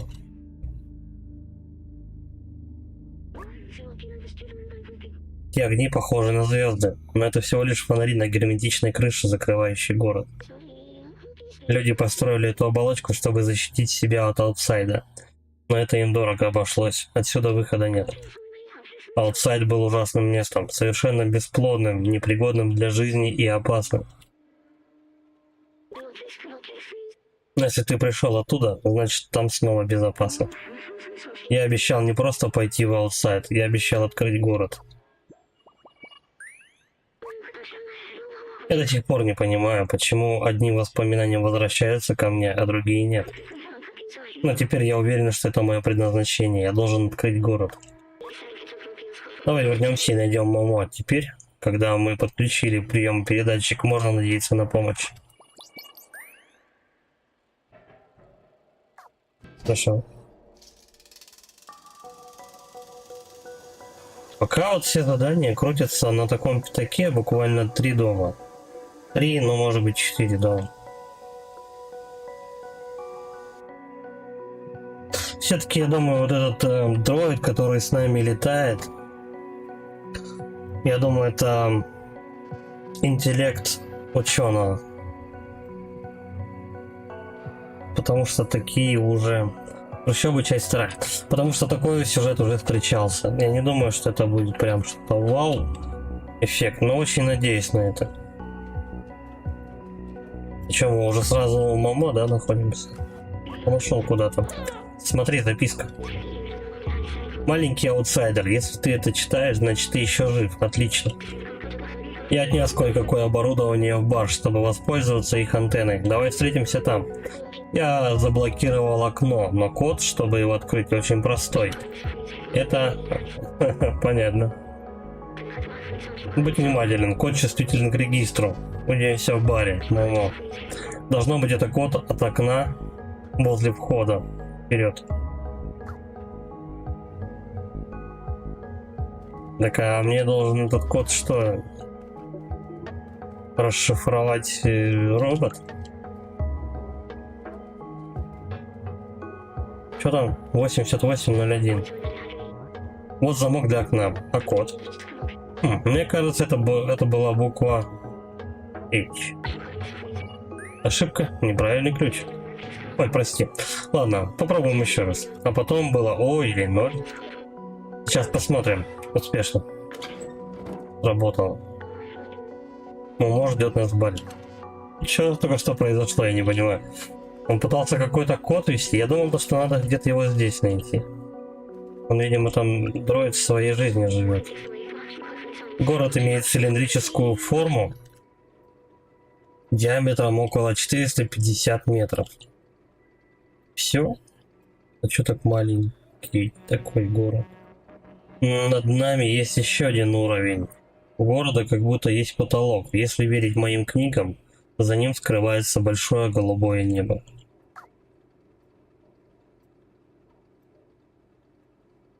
То есть над этим городом пляж и пальмы, что ли? Я сомневаюсь.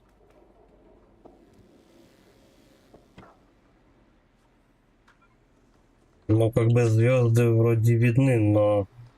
Нет, кстати, это не созвездие вообще. Это прожектора какие-то. Потому что, ну, слишком уж порядочно они построены.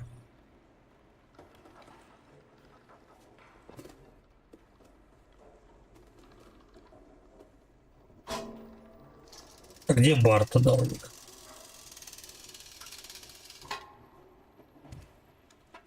Я, говорит, в баре. Я должен догадаться, где он находится.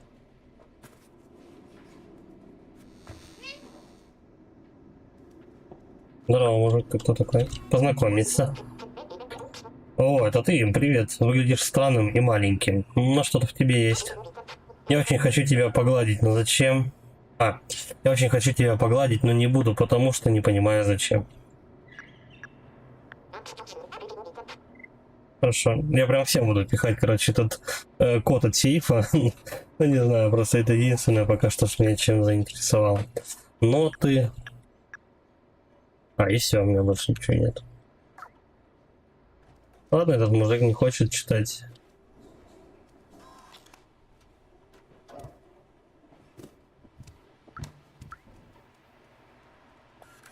По логике вещей у нас бар-то должен быть где-то внизу, правильно, а не на крышах. Так, объявление. Ищу робота, способного контролировать южный вход в безопасную зону. Вознаграждение 2 литра масла Сайба в день. Только обращаться к хранителю.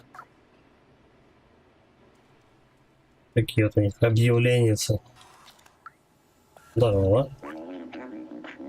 Значит, если сегодня это вчерашнее завтра, то завтра будет вчерашним сегодня, так? Время странная штука. Мы не стареем, как наши предки из крови и плоти. Мы застряли здесь навсегда. Может, он знает? Понятно. Никто не знает про этот код ничего. Нужно быть уверенным, что чувак этот гик. Дизайнер бабушка. Бабушка, я очень люблю вязать. Я уже связала шарфов на 769 километров, так, чтобы занять время. Если принесешь мне кусок электрического кабеля, я смогу сделать тебе пончо. Ты меня вдохновляешь, но найди подходящие материалы здесь нелегко. Серьезно, пончо? Зачем кошаку пончо? О, бабуля одобрила то, что кошак потерся. Здорово, сиротки. Бабушка сшила мне эту одежду довольно стильно, не так ли? Ладно, допустим, пускай. Да, никто не знает про этот код.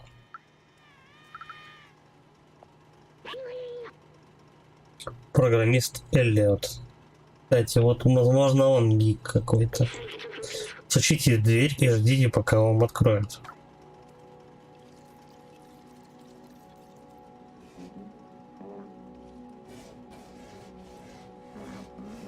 Он просто скоблится, он не стучит.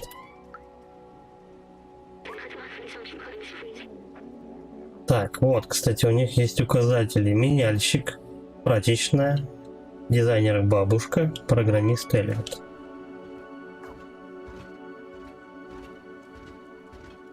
Мне бы еще. Эй, программист Эллиот. О, вот и Момо. А тут, кстати, не было на этом, на указателе, то, что тут бар где-то рядом находится. Эй, маленький пушистик. Кто-то набухался, походу. Иди сюда, мне удалось поймать сигнал. Эй, дружище, ты в порядке? Ну, упал. Ты что-то хотел? Да. Понятно. Может, этот пьяница будет у нас гиком? Не очень-то похож. Подожди. Сейчас мы обязательно поднимемся к тебе. Точнее, спустимся. Давай-ка тут осмотримся. Вот ноты какие. Я вообще без понятия, зачем я эти ноты собираю. Давай. Это газета от роботов, живущих наверху на уровне 2. Ей уже несколько лет, но это хоть что-то, что можно почитать. Кстати, возможно, люди оставили роботов на втором этаже. Но сами, ну, на первом этаже. Ну, то есть вот здесь, где мы бегаем, в этих трущобах. Но сами находятся люди на втором этаже. Это же может быть, правильно?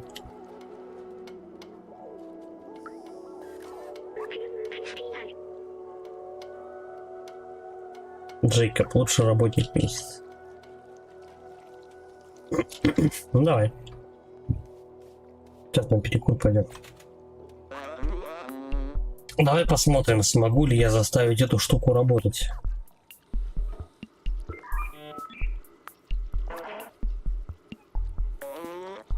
Почти получилось. Он кодирует таким образом. Прием. Меня кто-нибудь слышит? Прием. Да, мы тебя слышим. Мы из трущоб. Мы пытаемся отсюда выбраться и... Погоди, это ты был с Балтазар? Момо? Я не могу поверить. Я так рад слышать твой голос, Балтазар. Ты где? Остальные в порядке? Да, мы в безопасности. Мы нашли путь наверх. Прием. Ты все еще меня слышишь? Чтобы добраться до нас, тебе нужно пройти через канализацию. Очень опасно, везде зурки.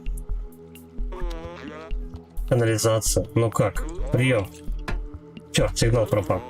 Не могу поверить, Балтазар жив, и ему, и другим аутсайдерам удалось подняться по канализации. Канализация самое опасное место в трущобах. Но если с Балтазар выжил, то и у нас получится. Ага. Но скорее всего мы сейчас попремся через канализацию куда-то.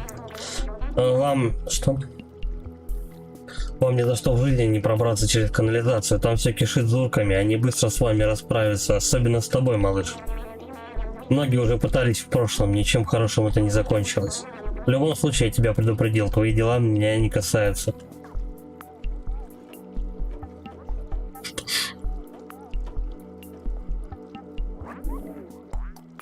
Шеймус. Его отец Док был великим ученым. Он разрабатывал какое-то новое оружие для борьбы с зурками. Несколько лет назад он отправился тестировать устройство, так и не вернулся. С тех пор Шеймус сам себя не похож.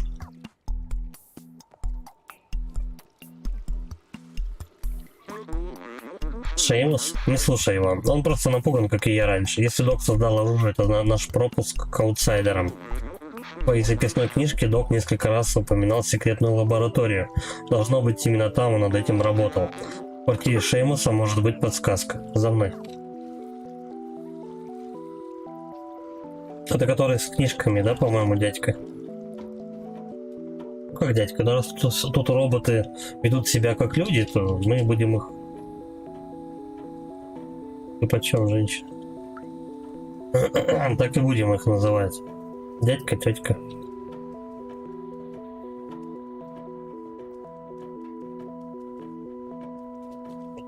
Так-то по факту у них нету никакой половой принадлежности.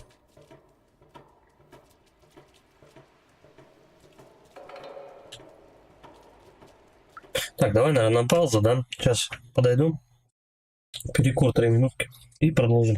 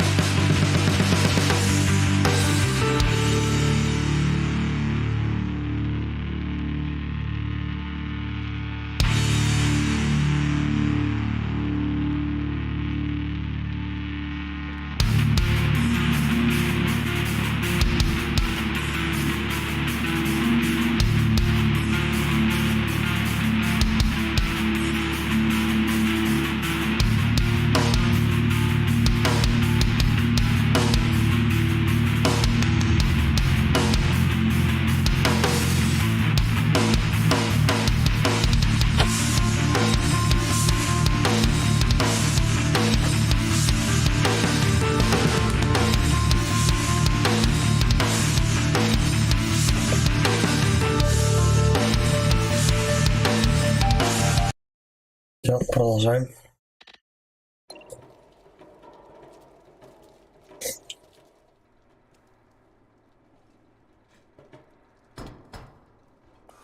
Все, мы уже в лаборатории. Шеймус, открывай, ну же. Твой отец хотел бы нам помочь, ты знаешь.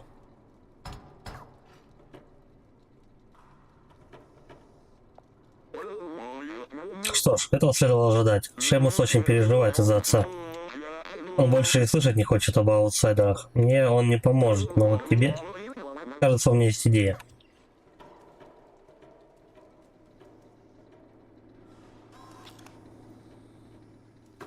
Что делать? А? Понятно. Вот возьми записную книжку Дока и покажи ее Шеймусу. Она содержит много информации, которая, надеюсь, подействует как электрошок. Найди секретную лабораторию, маленький аутсайдер.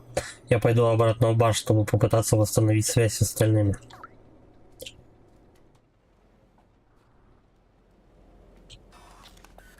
Окей. О. Что ты здесь делаешь? Я же говорил пробираться через канализацию самоубийства. Оставь меня в покое. Мы и ему тоже. Он повторяет одно и то же. А, ему нужно надо это показать. Дневник. Что это? Погоди. Это моего папы? О, я и не знал. В нашей квартире есть тайная комната, но где?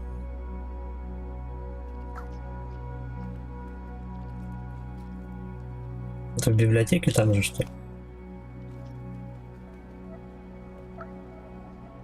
Тут больше, в принципе-то, ничего не вижу такого.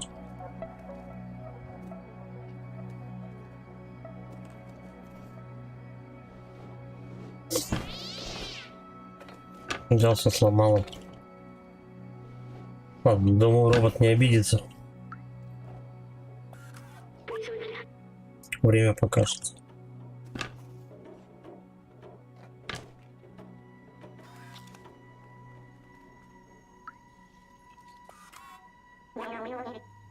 Время покажет. Это подсказка. Часы. Много часов. 2, 5, 1, 1. Я, пожалуй, запишу.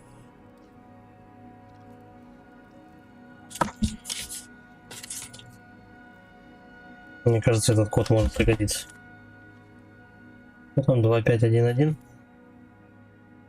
2, 5, 1, 1. Допустим. Но ведь у времени нет рук. Что это значит? Я думаю, выходим, что? А, мне не выйти. Нужно подождать, пока он догадается, типа.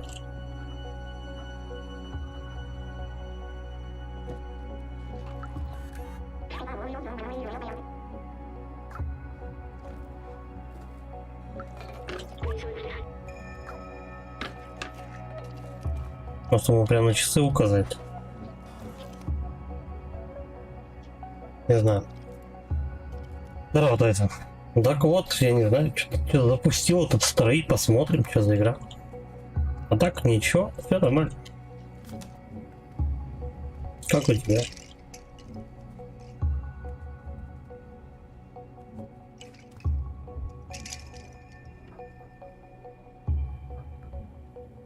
С комнаты меня не выпускает. Ну-ка, давай со стола, стеганем. Нет, никак. Он одно и то же болтает.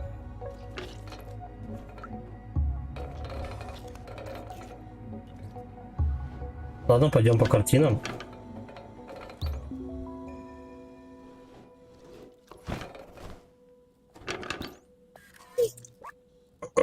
Так, код. 2, 5, 1, 1. Андрей Буцов, привет. Не спеша, так сказать, делать нечего. Я уже ее прошел, мне очень понравился. Ну, посмотрим. Я тоже очень надеюсь, что мне понравится.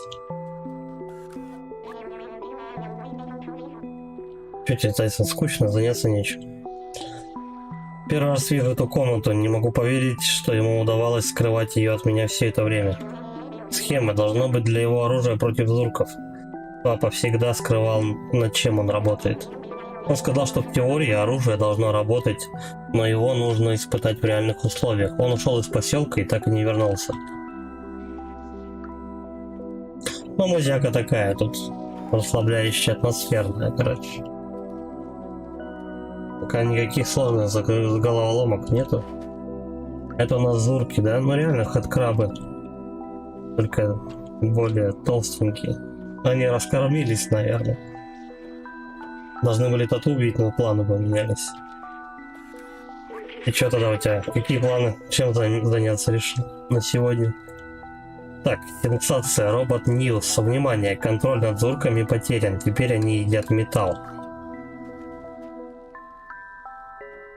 Угу. Зурки теперь у нас и металл жрут еще. Наблюдение. Приятные звуки,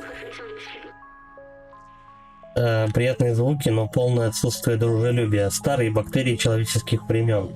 Поедают все виды материалов. Совершенное зрение в темноте. Реагирует на интенсивный свет. Ну так вот, они нам говорили про какую-то ультрафиолетовую пушку или что-то такое.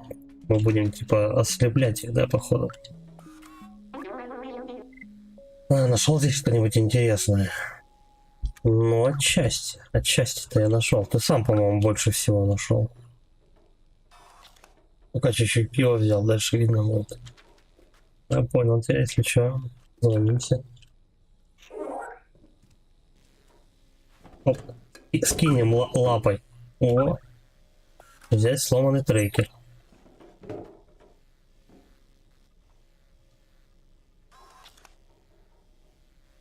И что?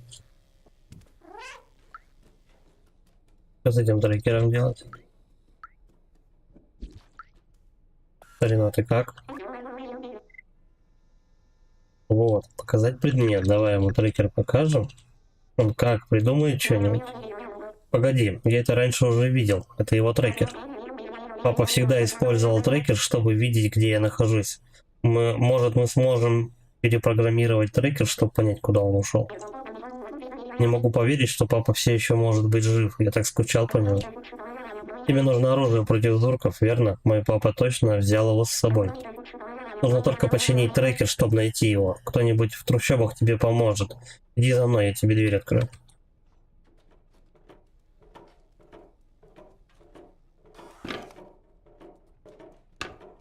То есть в трущобах надо будет найти какого-то человека, ну, робота, ну, не знаю, я их уже человеками называю, потому что ну, они тут реально одеты, как люди, и пытаются мыслить даже что-то. Надо идти в бар обратно, да? Хорошо. К Момо. Стопудово.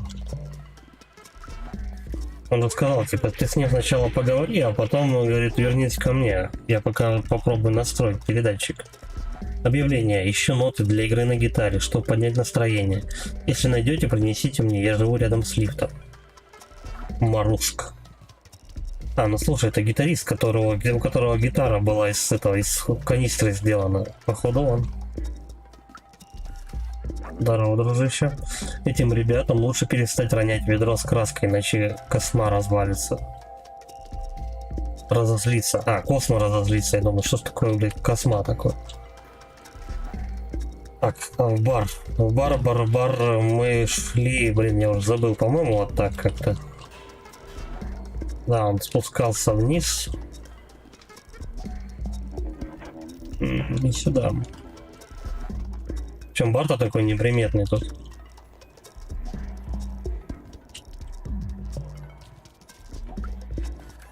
Не, это хранитель. Не то. Нам нужен Момо. Мы сейчас ему можем ноты дать? Показать предмет. Звучит круто. Вот смотри. На каждой найденной ноте она будет мелодия играть.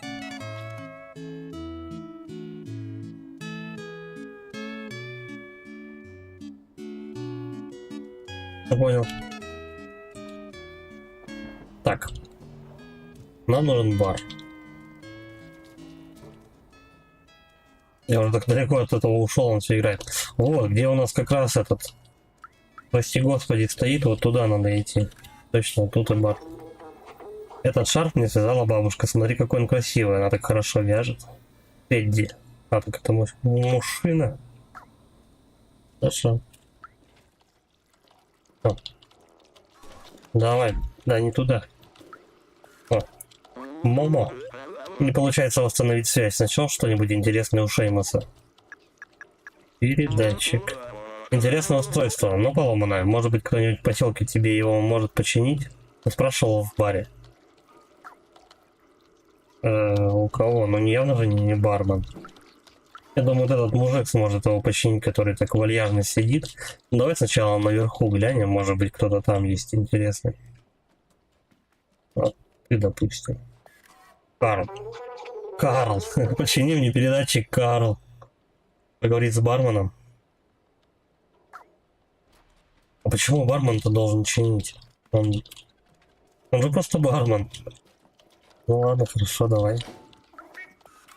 Джейкоб. Ты здесь новенький, чем я могу тебе помочь? Забудем всем в рожу этим трекером. Какой красивый предмет, и редкий к тому же. Я знаю парня, который чинит подобные вещи. Он очень талантлив, просто немного, но сам увидишь. Его зовут Эллиот, его офис находится слева отсюда, рядом с магазином, который заведует бабушка. На двери повсюду висят таблички. Слева отсюда, подожди, там получается у нас программист жил. Слева отсюда.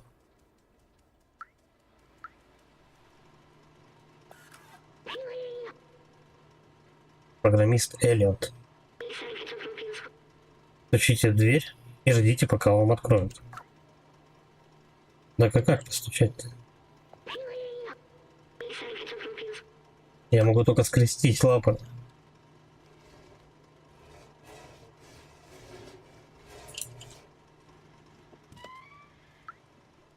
О, открыл. Он открывает, когда только стучишься. Ладно, мы в наглую войдем. Перевести. Нас запрограммировали быть рабами, но уже бла-бла-бла, там хер знает сколько миллионов дней у нас есть душа. Надеюсь, что когда-нибудь аутсайдеры найдут выход из этого ада. Момо. Ну, с ним был знаком. Давай вот это еще возьмем. Ноты. Сколько у меня их штук вообще? Так, 6, 7, 5, 3 и все. Ну еще там, по-моему, 2 или 3 надо собрать. Познакомиться. Тебе нужен Эллиот, он вон там. Где он там?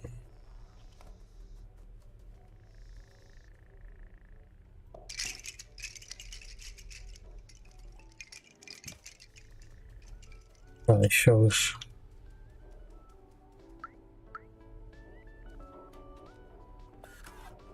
Запомнил.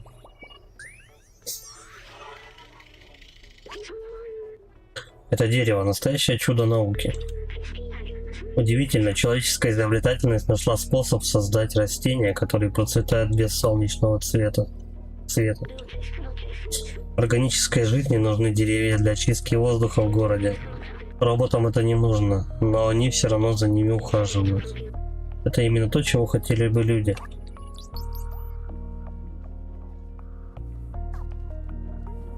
Это еще можно стянуть.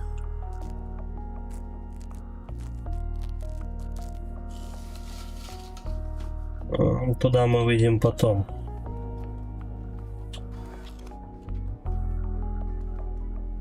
Мазяка тут, по-моему, самое атмосферное, что есть. Опять этот код 8801. Так, мы его тоже зарисуем.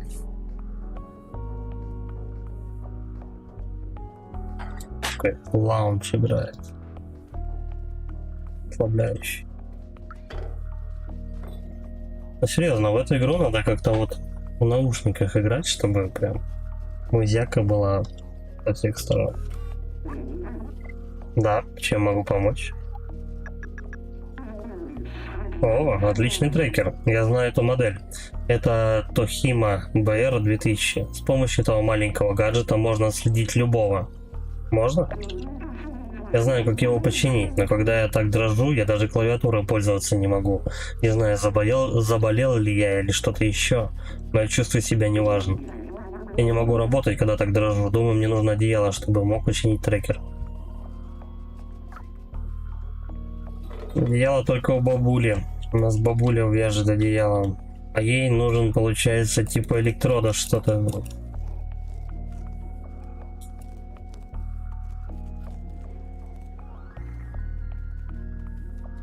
Где бы его найти тогда?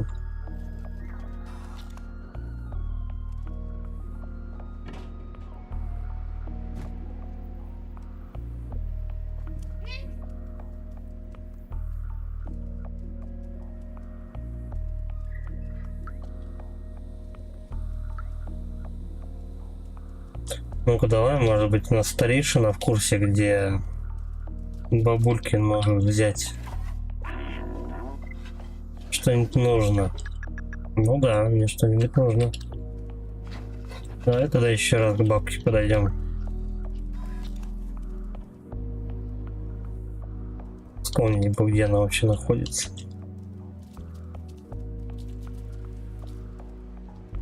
Город-то, блин, коротенький совсем.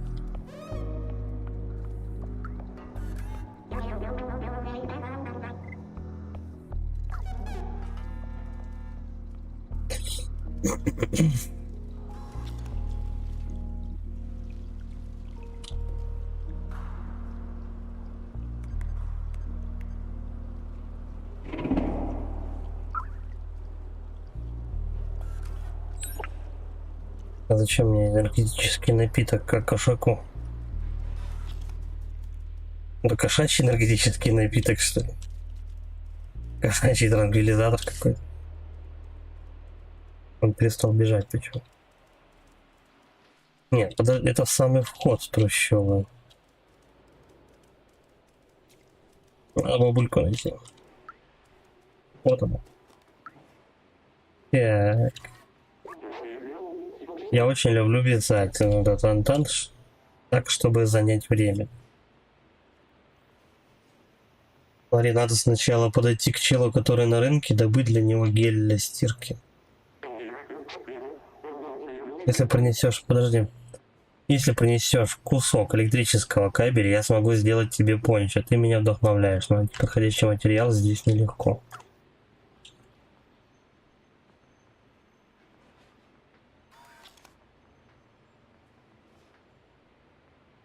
А где этот чувака-то на рынке искать? И гель еще для него нужен. Просто, ну я не знаю, рынок понятие растяженное. Давай-ка мы указатели посмотрим.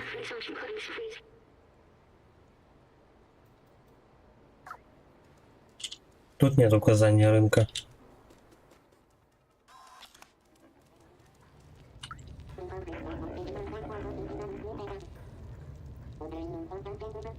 Где Морозко, но в другой стороне.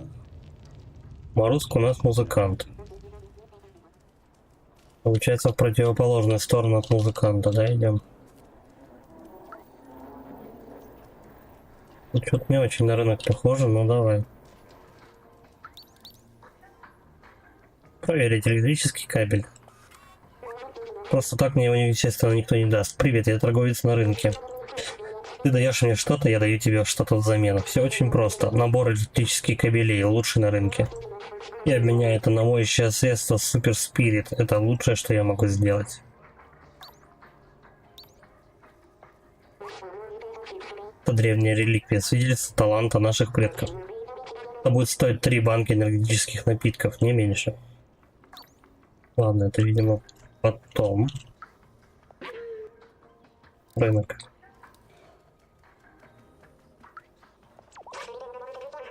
Нам повезло, что у нас есть предметы, которые помогают защищаться от зурков. Трущобы таят в себе немало угроз. Подготовка самое важное.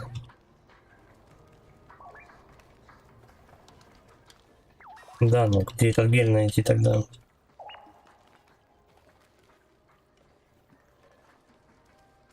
О, нота. Кто заметил? Это ноты. Прекрасная работа очень известного музыканта. Это будет стоить одну банку. Хорошо, давай дадим. Мне еще получается не хватает первый, да и второй. 6, 7, 5, 3, 4. Первый, второй, да, не хватает.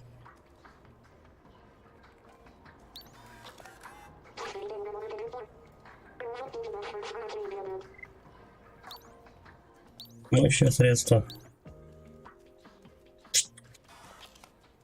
Вот опять же вопрос, мне нужно его как-то самостоятельно найти или у кого-то что-то еще поменять. Только взгляни на эти замечательные вещи, которые падают в наш мусор, несметные сокровища. Непременно навести меняльщика, у него всегда найдется что-то для каждого.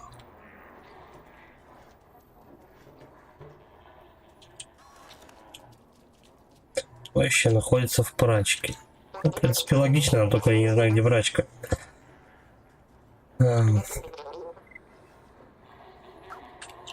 Давай тогда указатели какие-то искать. О. Заодно энергетиков нахапаем. Ну как нахапаем? Сколько это возможно?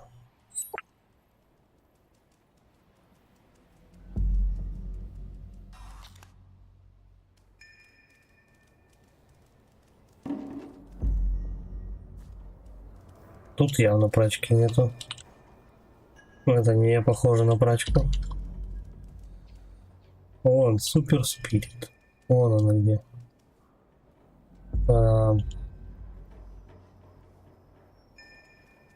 Давай тогда, короче говоря, пробуем. Ну, будем смотреть, как туда можно попасть. Да ладно, типа просто поскребся, дверь тебе открыли.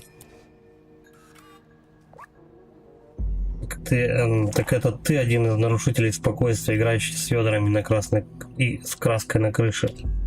Бери краску, я устал чистить кольцо из-за наводимого тобой беспорядка.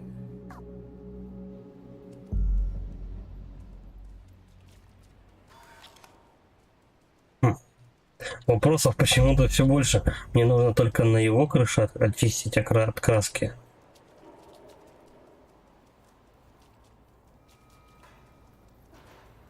Ну давай попробуем подняться. Сюдым, сюдым. Так. Так. Надо помешать, чтобы уронил. Осторожно, мне нужно сосредоточиться, я не хочу уронить еще одно ведро. Будем на ноги его тереться.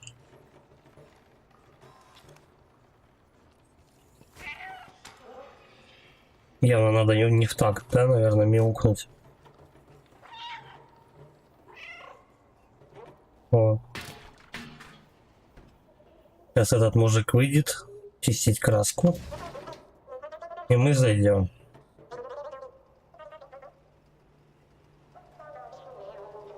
А я помню, что где-то там наверху стояли банки с краской.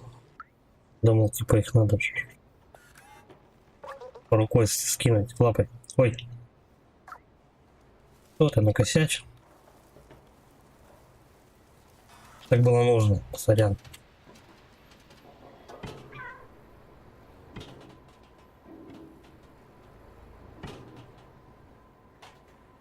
Блин, пусковато. О, сюда.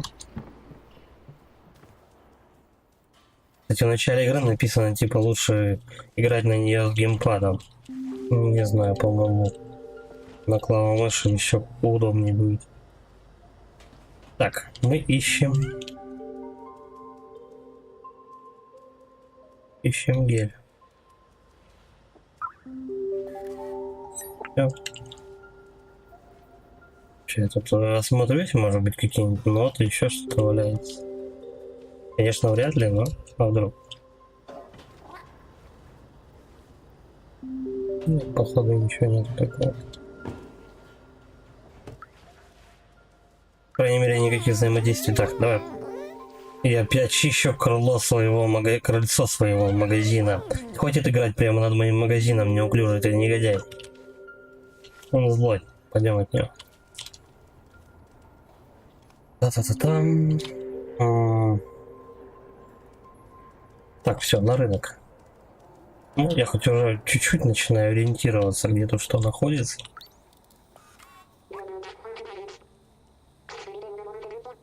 Угу. Кабель. Показать предмет. Все. Всем бабульке дадим. Кстати, вон еще, да, баночка? А, нет, не работает. Бабка где-то... Нет, не тут.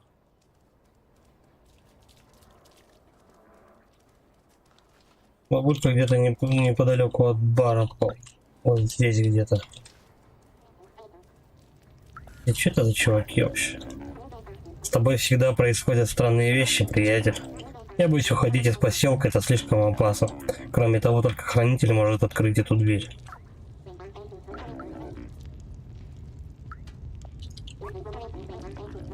Оставил это на улице, а на следующий день зорки сожрали целиком полностью. С ума сойти, они могут есть все. Нет, бабка не тут. Ладно, я пока, в принципе... Вот она, бабка. Пока бегаю тут мимо, может быть, еще какой-то автомат найду. Поговорить. Угу. Показать предмет. Благодарю, мой дорогой, я немедленно приступлю к работе.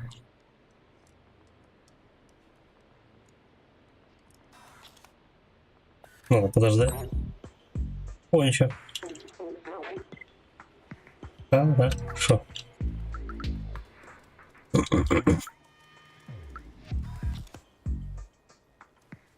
Сначала нужно найти бар. Так. Блин, я теперь забыл, где у нас этот мужик находится.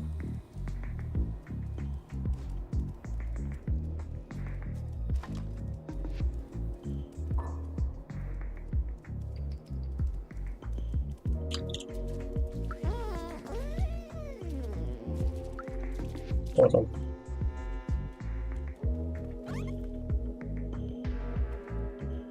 Подожди, здесь же был второй этаж. Это не тот. Шеймус меня вел.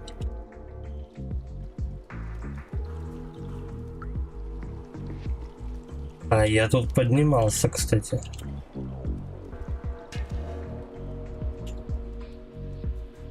Блин, я вообще не помню, как я туда забрался.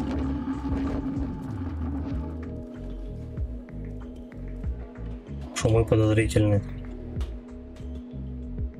Бабка. Блин, а как я попал-то туда?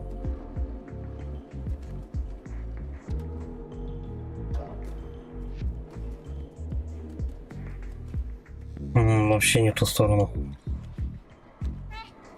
Ладно, давай хоть автомат дернем.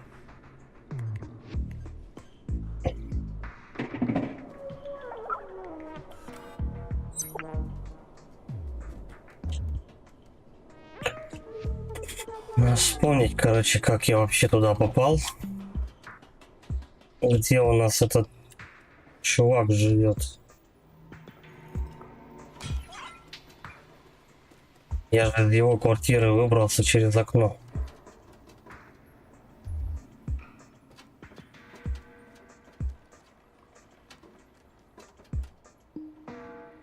Ну, только где его искать?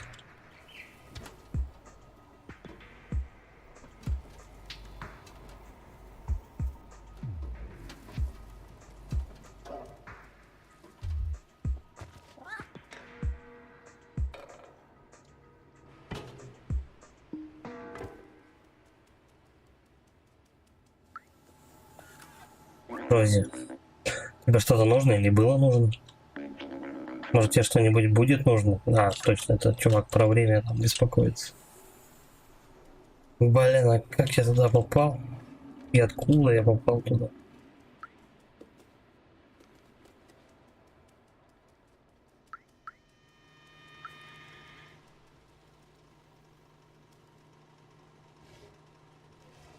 Ну, по-моему, этот... На втором этаже там чувак этот тусуется.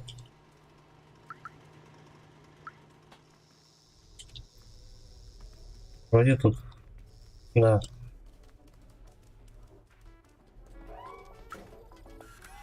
Так, надаем почину. Трекер безопасности, хорошо, согреться, показать предмет, даем ему свитерок. О, где ты это нашел? Выглядит просто потрясающе. Дай к примеру.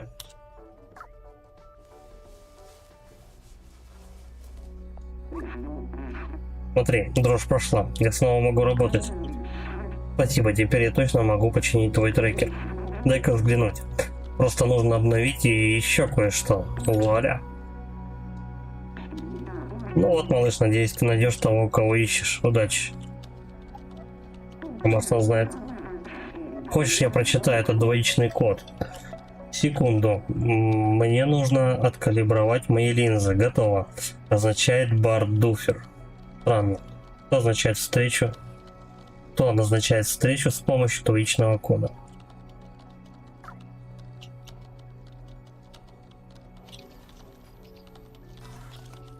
Чтобы этот код прочитать мне типа в бар надо обратно пишет. Не знаю. Может быть в баре написан этот код. Но мне сейчас получается не в бар нужно. Мне сейчас нужно... Ну, кстати, раз уж мы возле бара, давай. Блин, тут этих кодов полно вообще.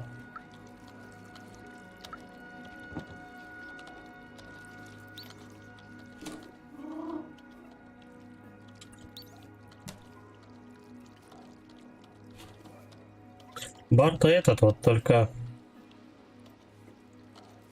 Где вы код найти от него?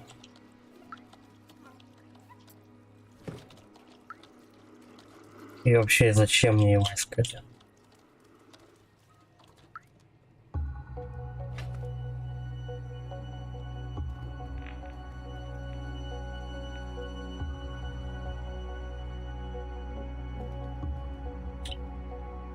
Я думаю, что код должен записан быть где-то на стенке. 8801. Вот я не знаю, но просто прям мне постоянно его показывают. Вот этот.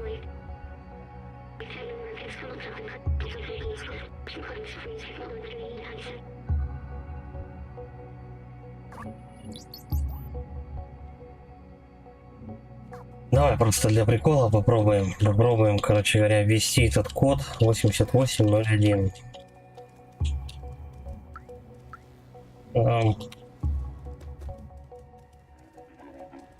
Сейчас музыканта раздобудем. Он где-то тут в переулке валяется. Вот тут.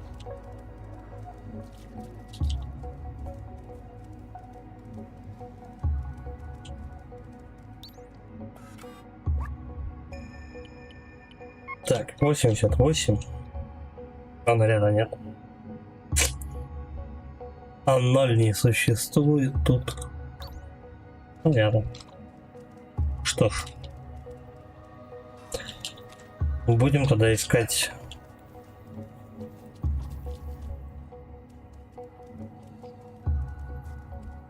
Давай попробуем в бар сходить.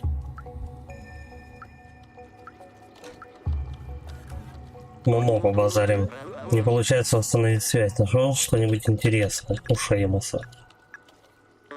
Вот это. Понятно. Это не его квест.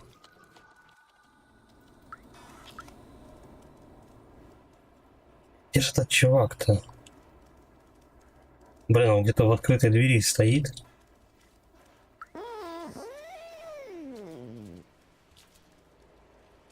Немножко улочки похожи, поэтому тяжеловато найти. Тебе удалось починить трекер? Да. Получилось. Ты его починил. Молодец. Код 1283, почему именно... Как его, откуда брать вообще? Просто, ну, любопытно. Давай, говорит, сюда.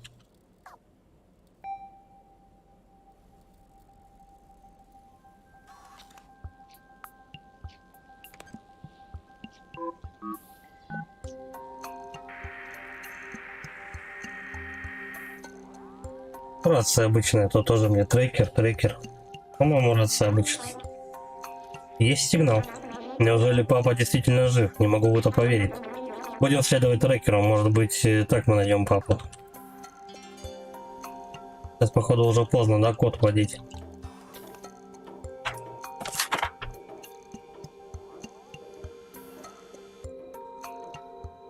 Лёзыца. Будет, так сказать, возможность. Бахнем.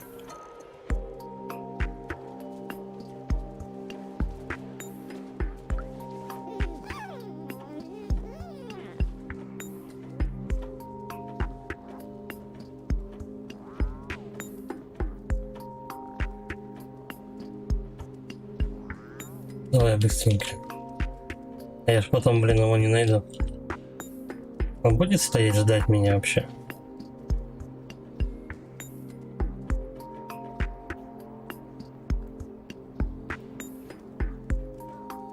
Блин, надеюсь, я успею.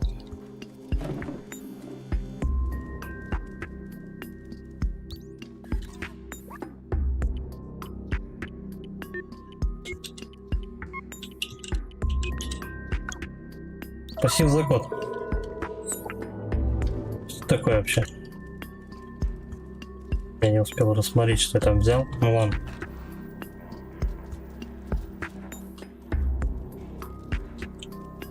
Нормально, мужик меня стоял, ждал.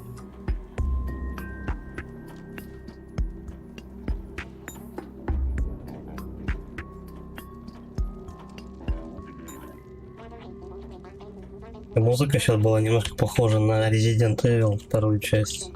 Ну, в ремейке, по-моему. Ну вот, он действительно ушел из трущоб. Там опасно, но я должен быть уверен, мне нужно знать. Вперед. Все, мы типа выходим из трущоб вот в этот, в канализацию.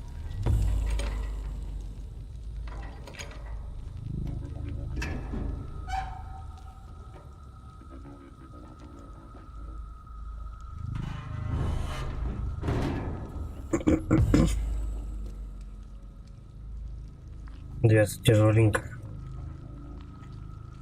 Ну да, мы сейчас будем долго, походу, от зурков убегать. А сам не пошел, боится.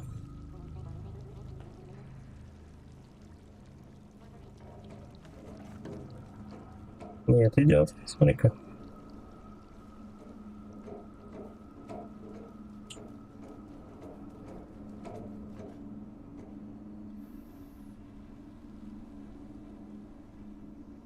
Ну и чё? Смотри на все эти яйца зурков, они же нас сожрут. Нет, я не могу. Я не такой быстрый, как ты, зурки меня точно догонят. Вот возьми этот значок, папа его узнает. Он поймет, что ты друг. Хорошо. Я открою тебе дверь.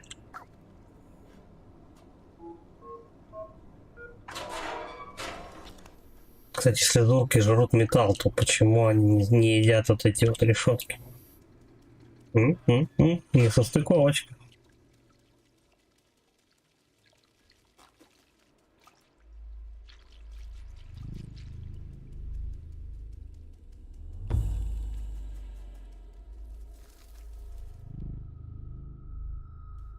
Ну давай здесь пробежимся все-таки. Что можно запомнить?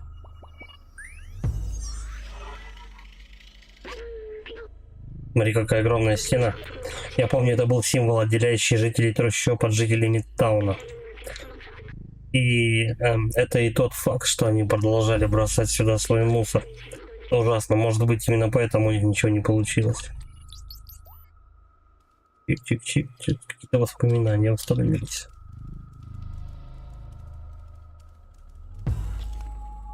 Пик. Ох, на жопке-то на котячий съехал.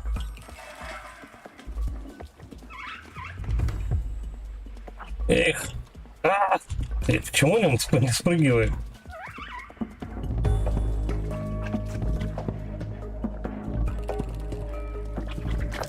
Блин, ну сейчас было бы в тему, конечно, подпрыгнуть. Он не умеет прыгать, кошак. Догоняет. На, загрызли. Тут надо постоянно зигзагом бежать, и тогда тебя никто не поймает.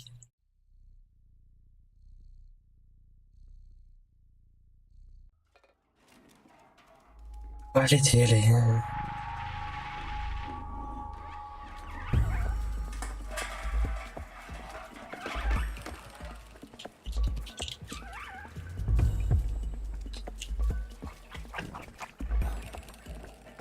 Да, только по мостикам зигзагом бежать не получится. Так, вроде нормально.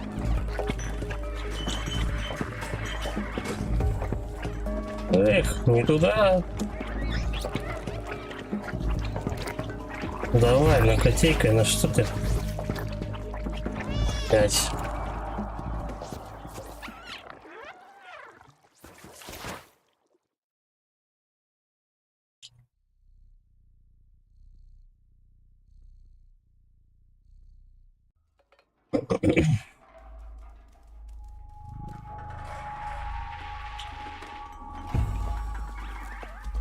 Я думал, кошаку просто во время бега прыгать бы не помешал.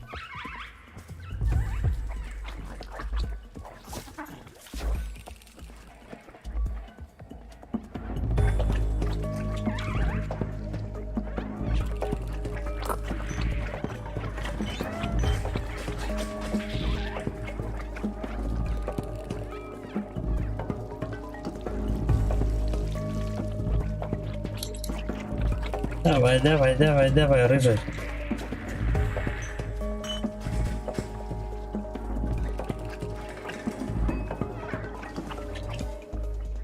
Здесь-то как? Бля, не туда вообще, потому что бежал, да твою мать.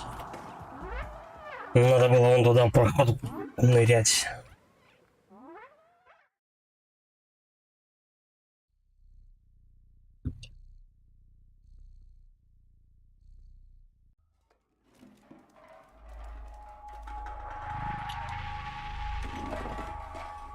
Вот эти вот катсцены с погонями, ну такое как бы. Ты же не всегда знаешь, куда тебе дальше надо бежать. Да, блять. Пускай жрут.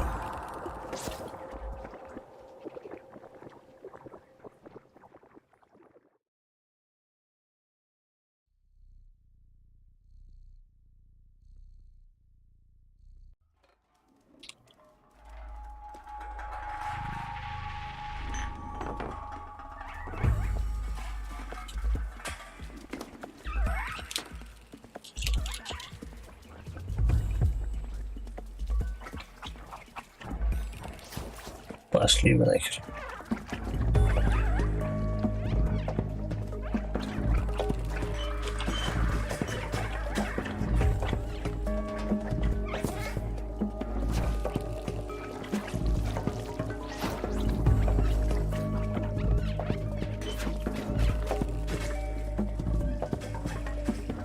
Блин, а вот тут я что-то я не знаю даже, как их оттащить-то тут отсюда. Давай быстрее, ну. Блядь. Сколько раз эту херню буду переигрывать?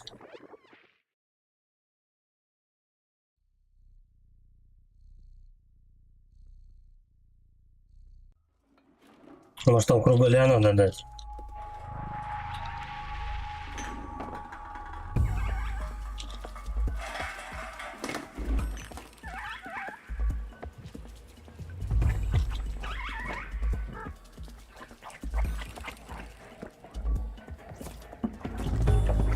Сейчас бы самая тема была просто взять и подпрыгнуть.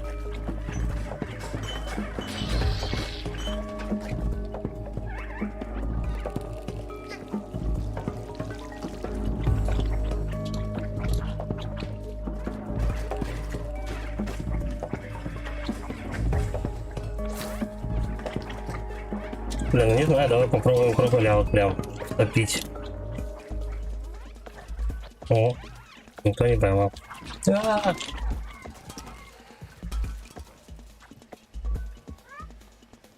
Чего тут затупил-то?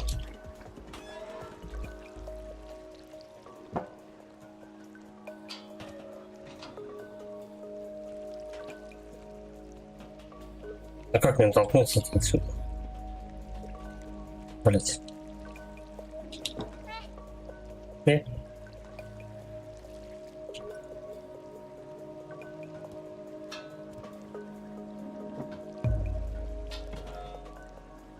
Понятно. И мне не хватает разгона палки. Да вы что, прикалываетесь? Вот, доехал. Наконец.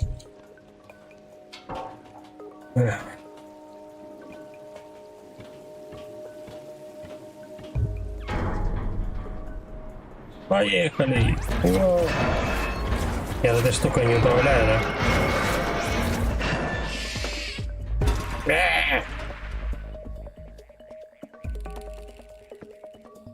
Осталось 8 жизней. Ты в порядке? Ничего себе падение. Док должен быть где-то рядом, осталось совсем немного. Он близко находится. Я думал, мы сейчас будем 2 дня до него добираться. Тика лапу повредил. Ну ничего, сейчас поливает и все пройдет сразу.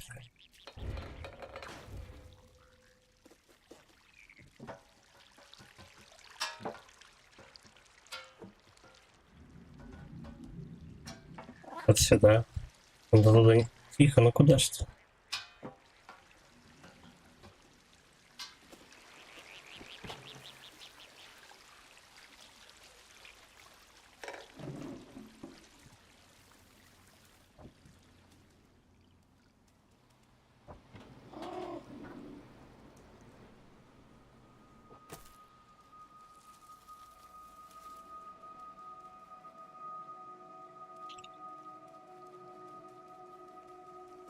Он тут сидит.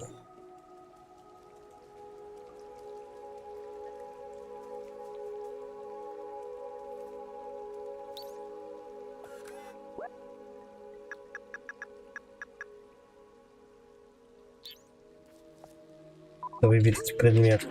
Это электрический генератор, но похоже, чтобы он заработал, требуется какая-то еще часть.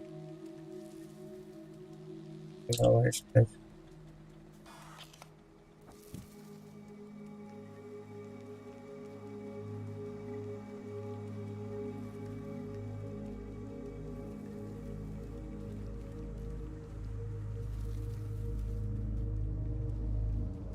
Значит, туда надо.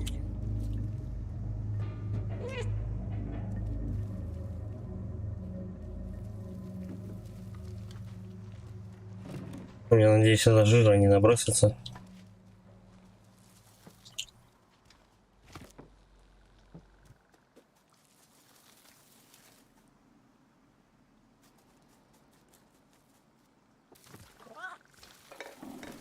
Надо просто по кругу, да? Ну все тогда, давай вот туда в окошко залезать. Чик.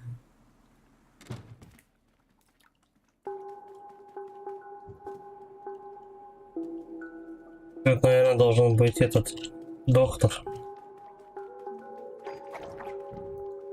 Здорово, ребят. Я думаю, если я отключу генератор, то они вообще выберутся отсюда.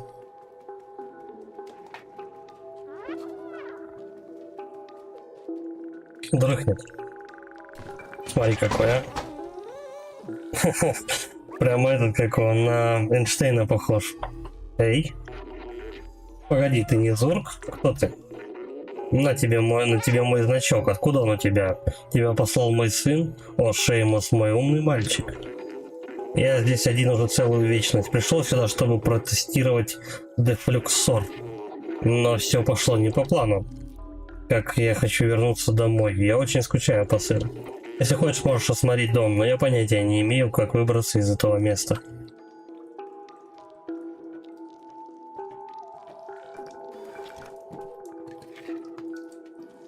Что мне может дать осмотр дома?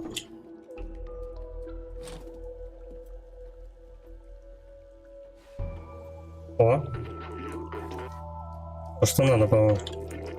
Эй, осторожней с дефлюксором. При полном заряде он взрывает зурков как конфетти. Для работы этой крошки требуется 1,21 гигаватта. 1,21 гигаватт это, короче, у нас прямая отсылка на, кстати, этого. Если обратить внимание, как выглядит доктор, у него халат, вот эти вот склокоченные седые волосы. Это «Назад в будущее».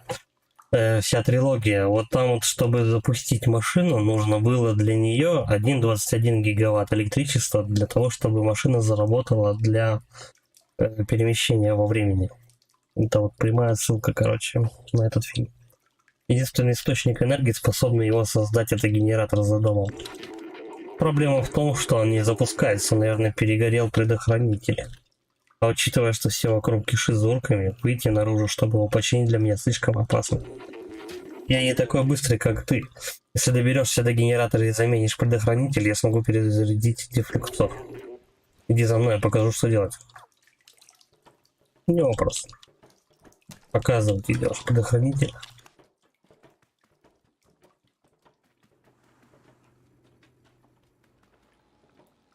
Ну иди тогда к этому генератору, надо по проводам, это понятно.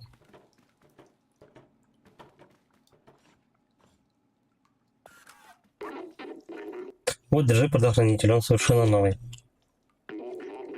Генератор включается громко, так что жди зурков. Как только починишь генератор, я смогу зарядить и запустить дефлюксор.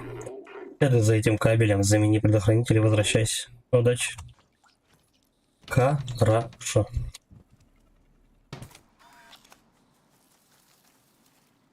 Так они мне, наверное, сделать-то это так и лично не дадут.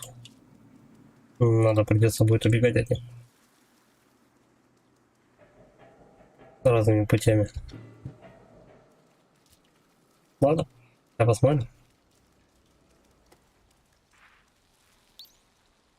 Кота заносит чуть-чуть. Так, давай, предохранитель. Сейчас полезут черти полосатые. Все, надо уже.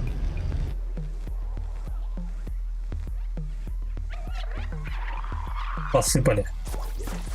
Давай, доктор, защищай меня, пока я бегу.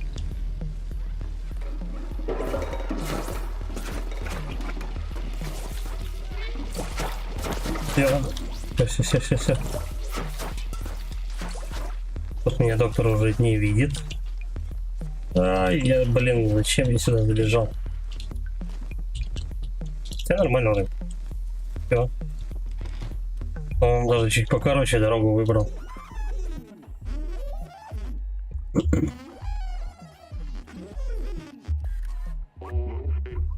Отлично, ты включил генератор. Видел, какая мощная штука этот дефлюксор? Он точно поможет нам выбраться отсюда. Погоди, возможно, я смогу установить дефлюксор на твой дрон. Конечно, давай.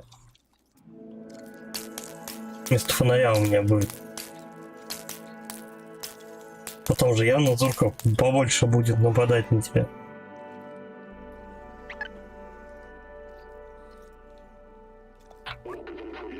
Сработало. Дефлюксор установлен на твоем модном дроне. Но он не предназначен для... Чё? Не предназначен для работы от такого маленького источника питания. Если использовать его слишком часто, он сможет сломаться. Только помни, это не игрушка. Теперь пошли в поселок. Я возвращаюсь домой, сын. Угу. То есть мы, короче говоря...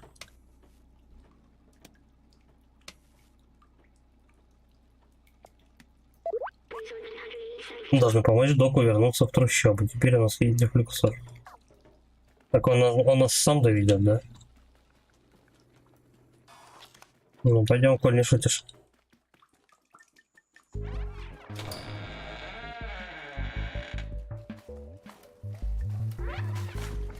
Давай, доктор, свети своими штуками-то. Уничтожь всех зурков, чтобы мы могли пройти. Понятно. Ух ты, отлично работает, но, как я и подозревал, он может перегреться. Если это произойдет, дай ему немного остыть. Надеюсь, этого хватит, чтобы добраться до поселка. Интересно, сколько у меня времени в запасе? Но они обычно такими небольшими кучками бегают, так что... Думаю, ничего страшного. Дойдем. По чуть-чуть светить. Не торопясь, доползем как-нибудь.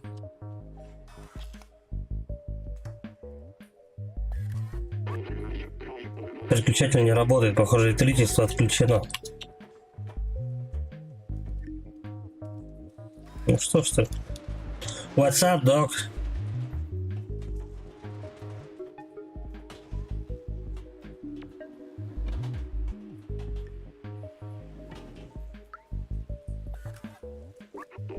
Мы должны найти способ открыть эту дверь, но... Я всего лишь кот, у меня лапки. Ты доктор, ты и думай, что делать. Ну куда нам докатить эту бочку?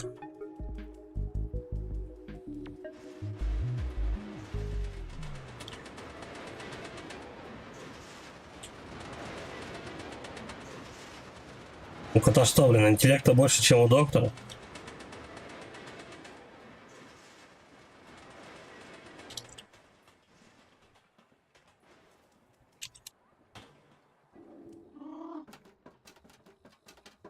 Ну, сейчас вряд ли какие-то зурки меня будут кошмарить. Тут достаточно просто дверь открыть. Которую я не вижу. А, вот все.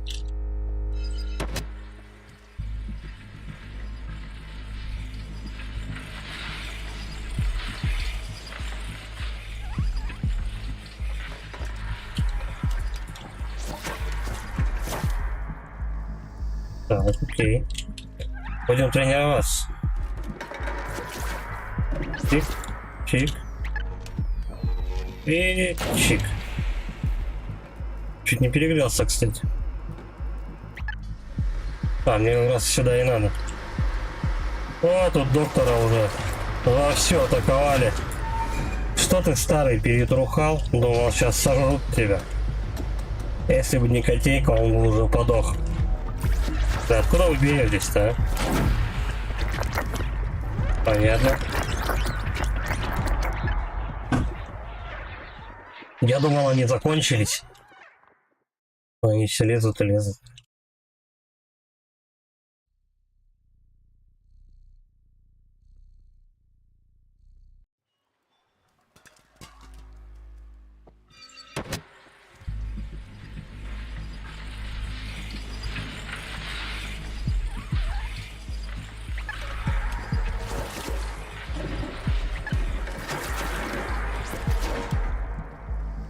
Так, подождем. Если их всех удачно в фокус ловить, то нормально. То вся толпа подыхает сразу же.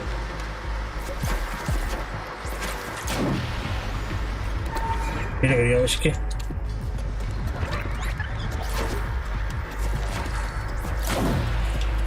Блин, плохо дело.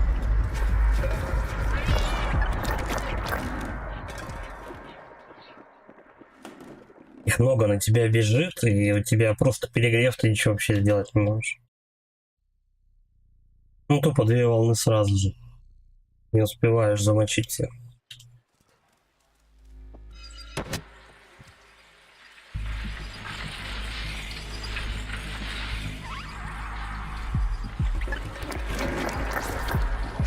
Братяж.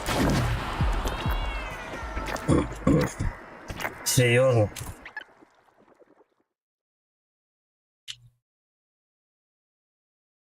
То есть, когда они уже на мне сидят, их лампа вообще не затрагивает, что ли, никак?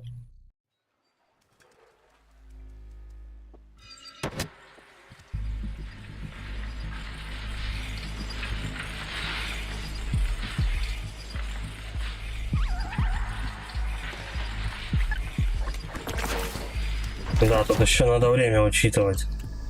Пока у тебя дрон взлетит и пока не начнет светить на них на всех.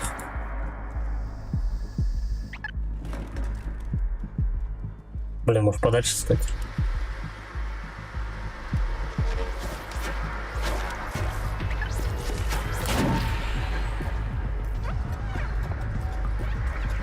Что не включается лампа? Давай, доктор, закрывай свою шарманку. Блять.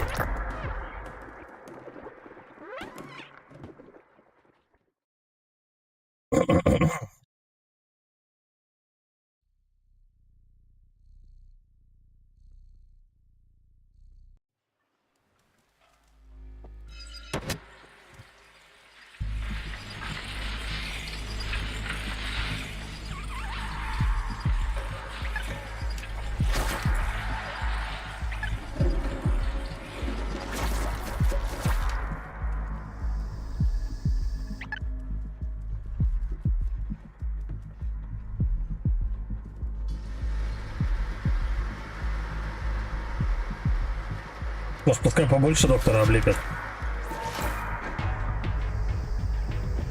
Давай, док, закрывай.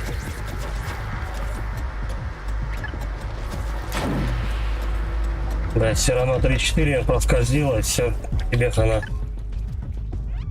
Отступаем тогда, что я могу сказать.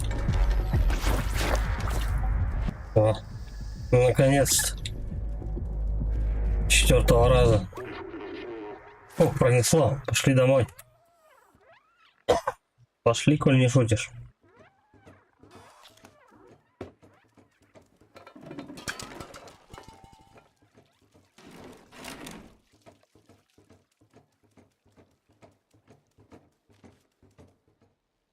Если он так и будет красться, то мы будем неделю наползти.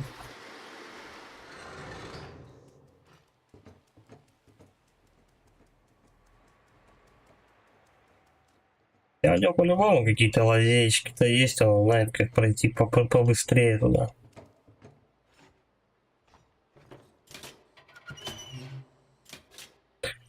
Давай, док, крути свою шарманку.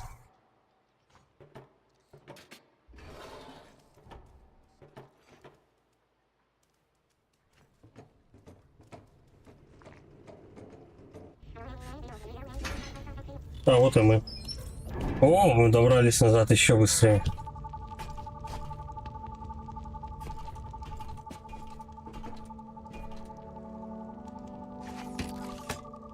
Сына нашел. И в них любовь.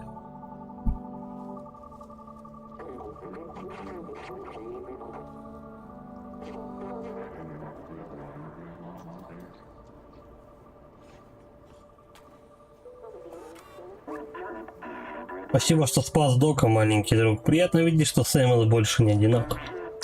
Теперь мы знаем, что может дать отпор, что можем дать отпор зуркам. Момо ждет тебя у канализации.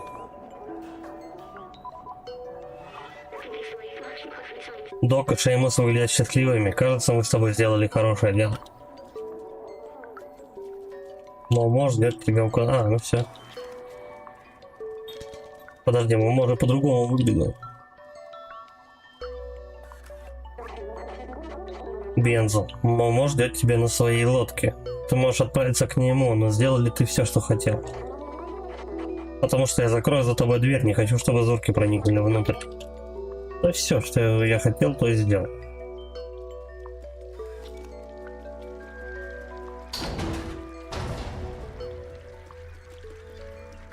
По-моему, можно было запариться еще с энергетиком, но ладно. Он там ждет, не дождется. Код.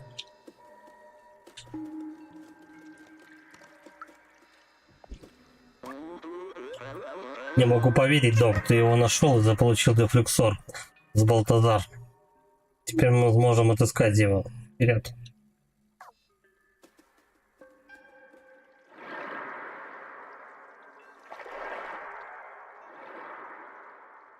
Я думал, то, что мы прям по трущобам будем ходить все время. Ну, типа, тебя там потом дальше в другие какие-то районы будут пускать. Но, походу, нет.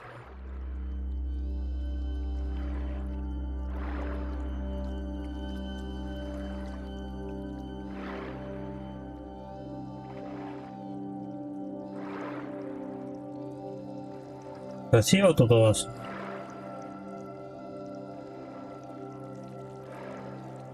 Как бы песенку спел какую.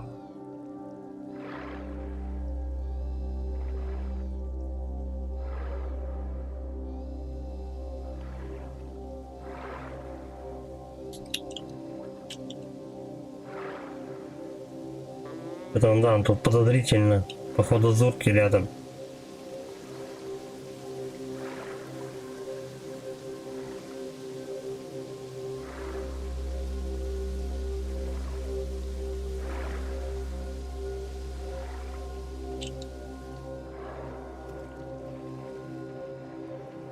Ну, на мне, кстати, значок остался.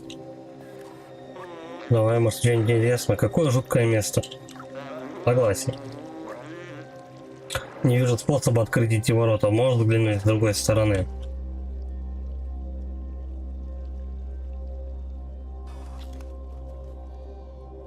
Давай что-нибудь придумай. О.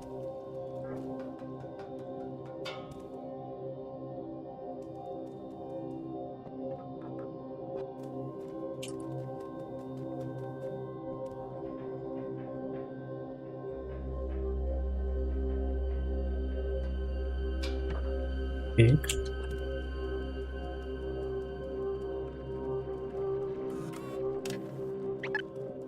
Я думаю, надо приготовиться светить. Вот они. Виновники торжества. Блин, вот это плохо дело.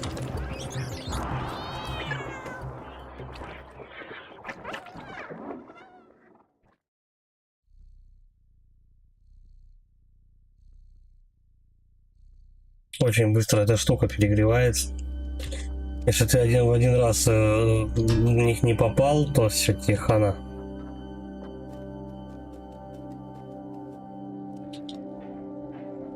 Сейчас сожрут. Может так попробовать посветить на них?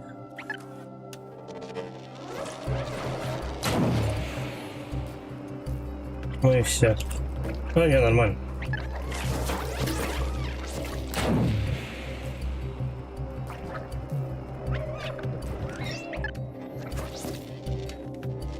Да, можно было и так сделать.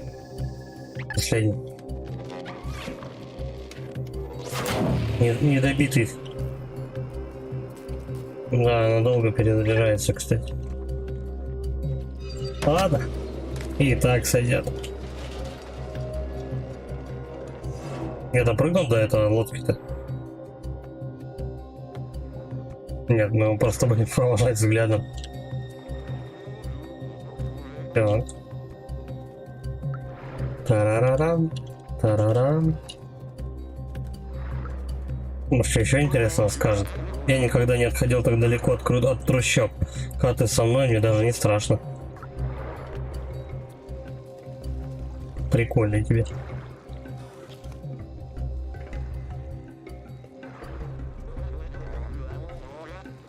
Чё? Ну, то же самое повторяет.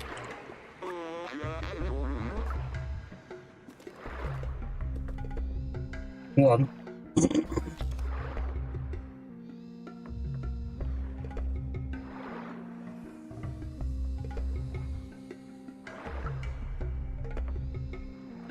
Я так полагаю, что это какая-то система водочистки.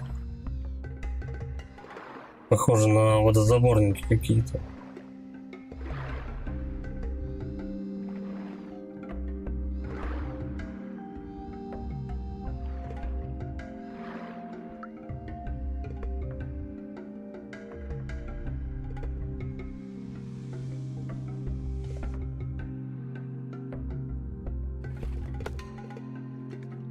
Нам еще там крупным планом показали то, что зорки прямо сидят и парят.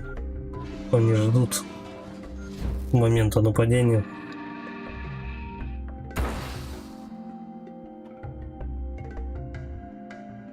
Все, хана, движок пыхнул. В течение ничего.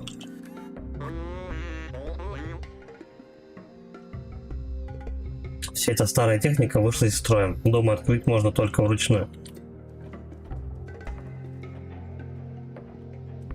Типа один с другой стороны, да? А походу панели одинаковые.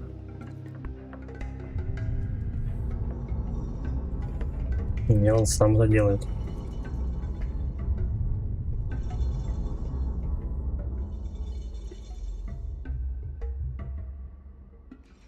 Что ты? Мощей не хватает? Ну, нажми что-нибудь там, прижми. Поотвлекаем его. Быстрее. Ух, прыгай под дверь, я долго не продержусь. Хорошо. Дает, ну что ты.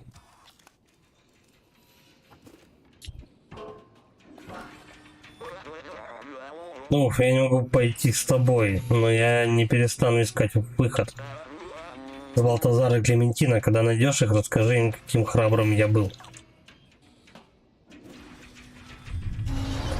Ну, получается, что нам нужно будет всем 4 персонажам, которых мы дневники искали в самом начале, всем 4 персонажам так или иначе помочь. То есть до этого был Док. Мы помогли ему встретиться с сыном, его ветка закрылась. У нас еще впереди Балтазар, Клементина и вот этот вот чувак. Но за него, может быть, мы ничего делать не будем. Хотя вряд ли. Скорее всего. Угу. Я понял.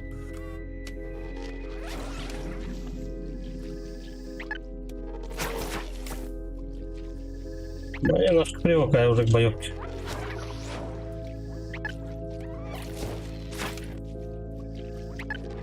Это можно так назвать, конечно, вообще. Да ладно, перегрев.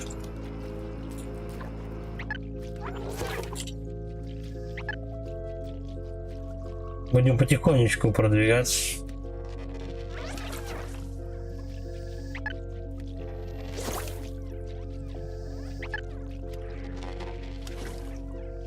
Ребята, у нас лопаются как попкорн. Вроде упал, но его нет. Вон он, вся толпа, походу.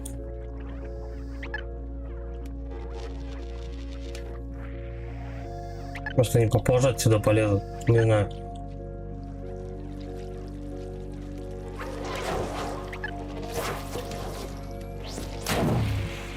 Ох, она драбаем.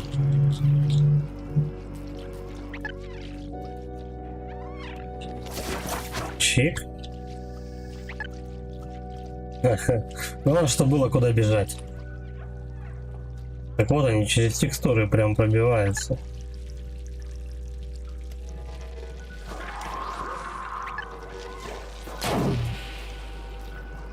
Блин, как быстро он перегревается, а?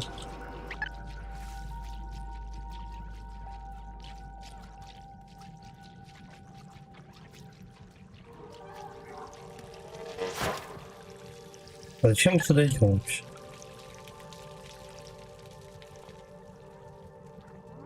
По-моему, потому что ход тут только один, да? Подожди. Сюда еще можно.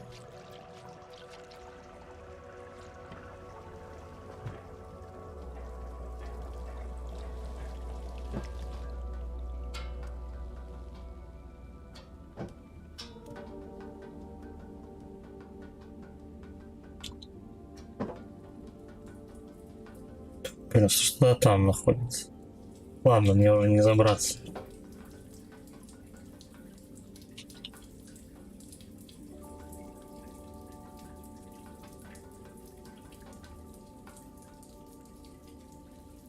Все, сюда никак. И сюда тоже никак. Ну, мяу, что ли.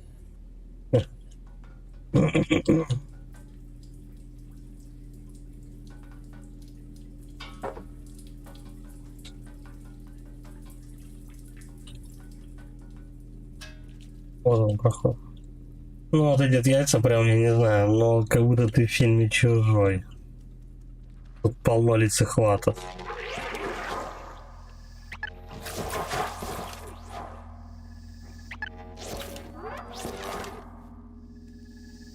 Главное по чуть-чуть нажимать.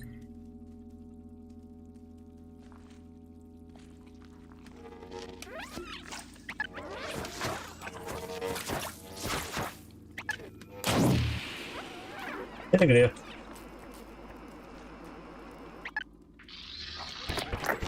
Ай, все, хана мне. Будем бегать, чё?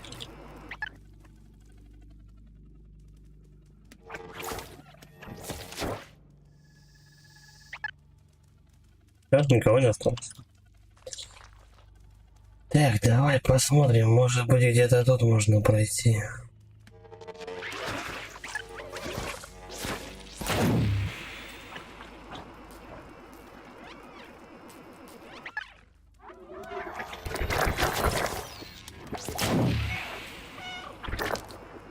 Ну и все, и хана мне, да?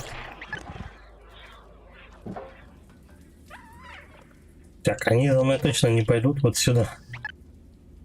По трубам, по-моему, они не бегают. Правда, у меня и луч тоже.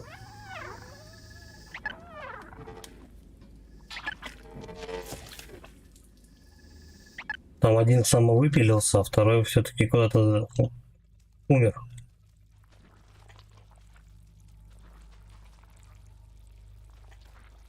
Давай попробуем сюда подойти.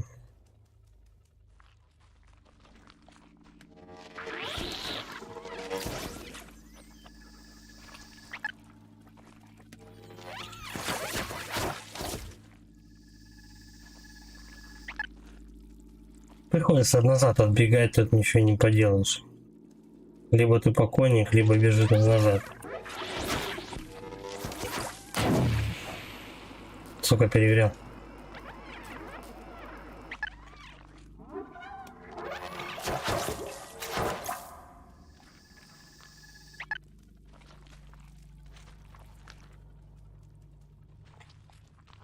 Тут все. Зачем я этим занимаюсь?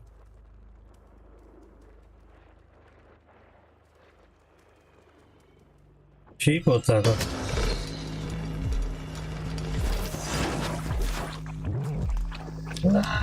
Ай.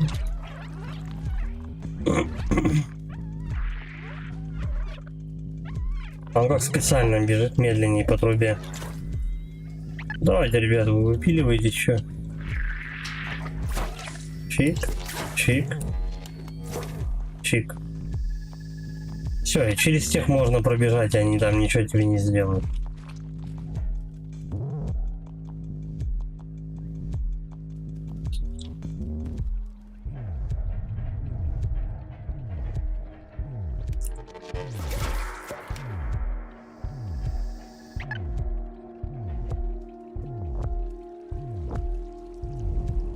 За глаз. Глазы такие.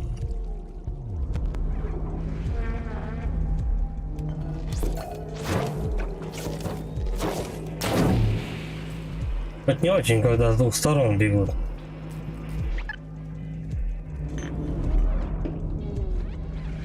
Ага, и сюда никак.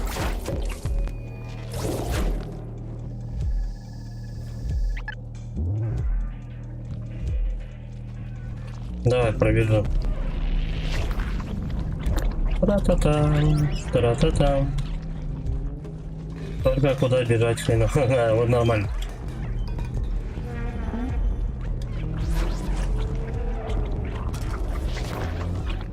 А то сейчас на каждого, пока фонариком посветишь, кошка старая станет уже.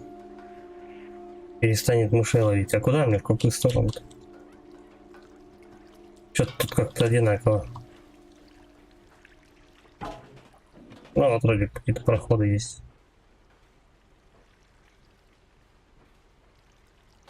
Это бы никак.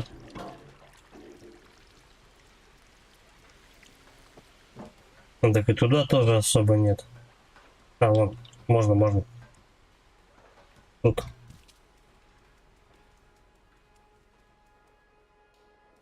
Так и чё побежали тут? Пусть они себе лопаются, сколько влезет.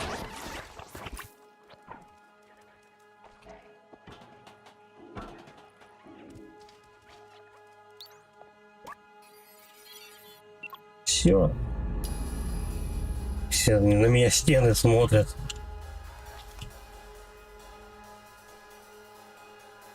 Второй надо включить.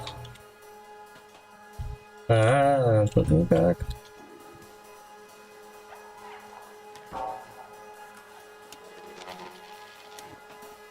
Не достает еще. Бля, перегрев. Все, по воде не могут бегать. Лошье.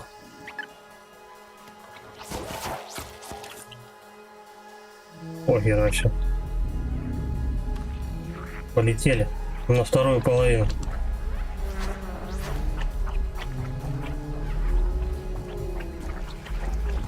Ай-яй-яй. Загрызли.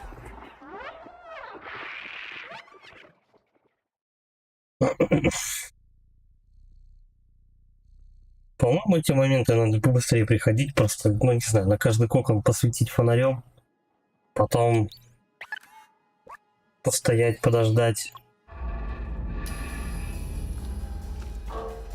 Давай-ка спидранчик тут устроим, да? Ну что-то иногда он просто тупит вообще. Встал, сидит, смотрит. Все, и побежали вот сюда. И вот сюда. Все равно они тебе на воде ничего не сделают вообще. Ну вот единственное, чтобы себя обезопасить, они так сдохли все. Да, эти моменты можно гораздо быстрее проходить. А то реально, пока на каждый кокон посветишь фонарем, пока там все сдохнут. Особенно, когда он постоянно перегревается.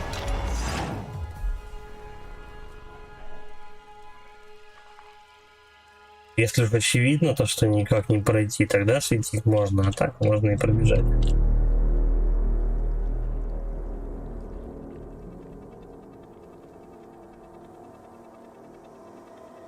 По сути, зурки это большие микробы. Почему в стенах глаза, это я вообще не понимаю. О-о-о. Дело пахнет жареным попадосом.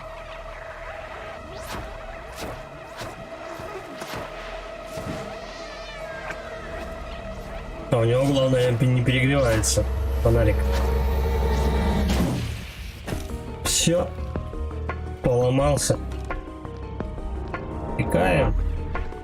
Бля, ну у кошки, конечно, интеллекта не занимать вообще.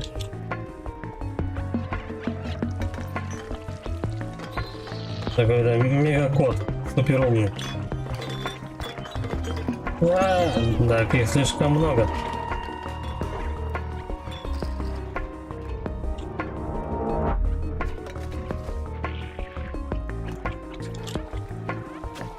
Вообще без понятия, куда мне.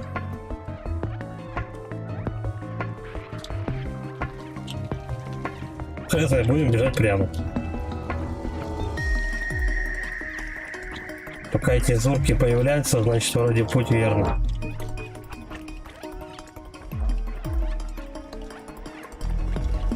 Все.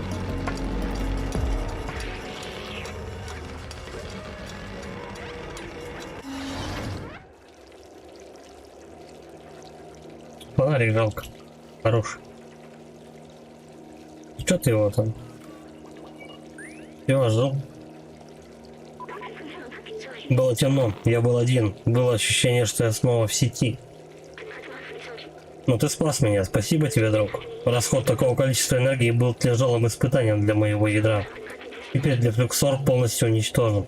Мы должны быть осторожны. Отшибись, только дали попользоваться, дрон взял. Ну, я не виноват, дрон его сломал. Взломать вентиляционную систему хоть. Что ли?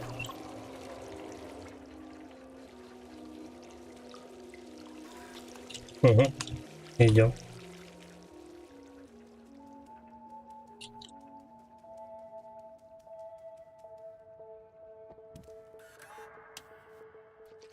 Она не работает.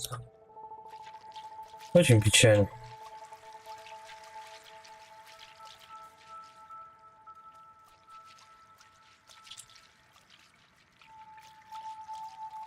О, старина Момо. Здорово. А, это был один путешественник из канализации. Мы недавно не видели никого. Мы давно не видели никого из вас. Это ты связался с нами ранее, маленький аутсайдер? Аутсайдер с Балтазар ждет тебя. Он медитирует на вершине поселка.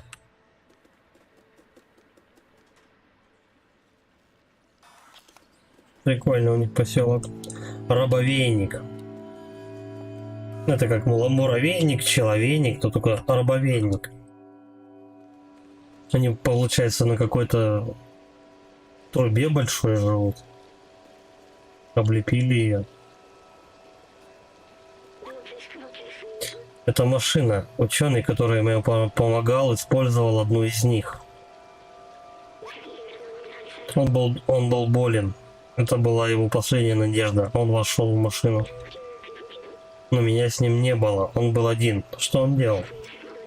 Он загрузил себя в компьютер, и потом все стало по-другому. Но вот о чем я говорю, то что вот этот робот B12, он и есть тот человек, который загрузил свой интеллект в машину. Но при загрузке что-то пошло не так. Он застрял на сотни лет, пока не появился маленький кот.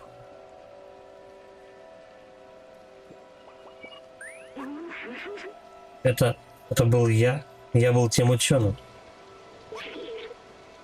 Я был человеком. Дай мне минутку. Ну, пока сюжет читается. Пока читаемо. Чик, чик, чик. Давай поболтаем, что.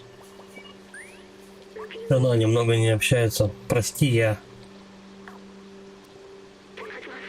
Дай мне минутку, мне сейчас не до разговора. Так, а я не с тобой. Я вот с этим. С ним никак. Не взаимодействую. Вообще ни с кем. Давай стенку поцарапаем, что ли.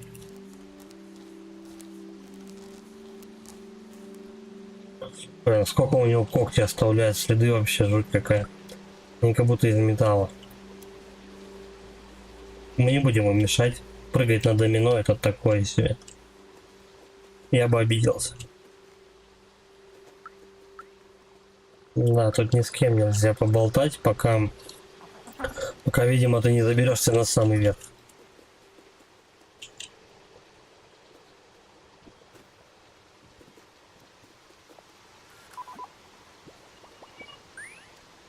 Это ты, Балтазар? Что еще я забыл? У меня не должны быть родители, друзья. Что с ними случилось? Я хотел открыть город, но остался лишь хоть кто-то, кого можно спасти.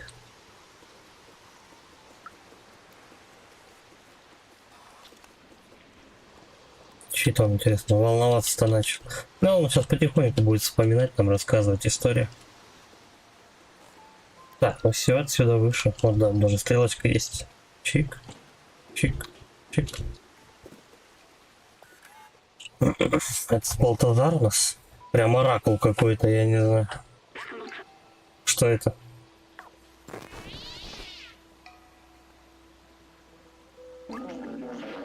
На телевизор греется, походу.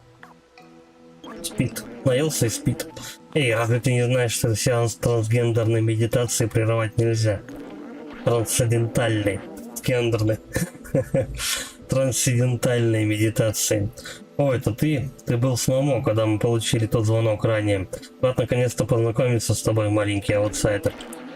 Ты знаешь Момо и Дока, так что ты уже знаком с нами, аутсайдерами. Я скучаю по ним, память о них приносит мне умиротворение. Момо остался в трущобах. Я слышал, ты помог найти Дока, а Клементина? Она сейчас в Мидтауне. Если ты все еще хочешь увидеть аутсайд, именно она поможет тебя туда отвезти. Видимо, у нее был план, как выбраться из города. Вот возьми, я написал ее адрес на обороте фотографии.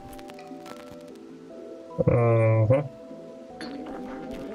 Чтобы попасть в Мидтаун, надо подняться на самый верх нашего маленького поселка. Для такого ловкого, как ты, это пустяк.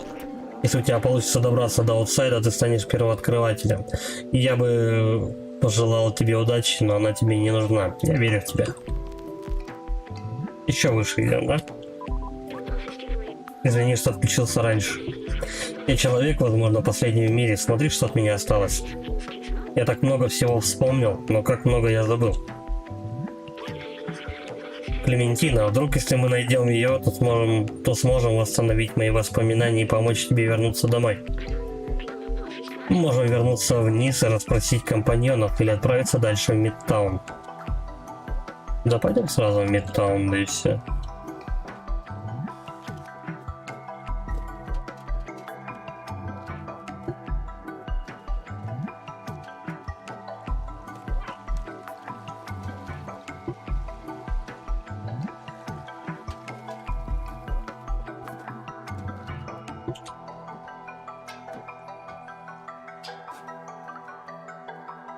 Ну давай, просто будем базарить уже с кем, кто у нас сейчас уже будет попадаться.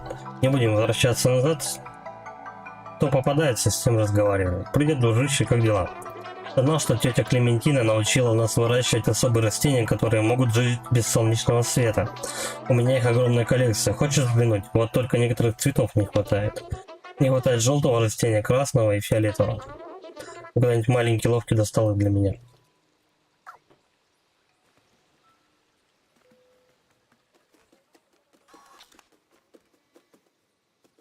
И типа где их найти?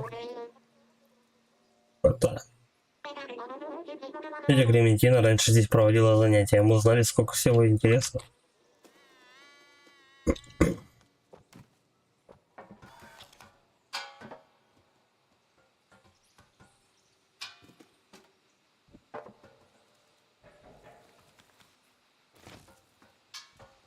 Не знаю, пока иду прям.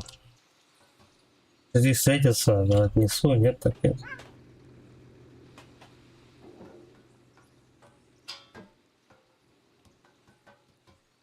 Ну слушай, я уже прилично забрался.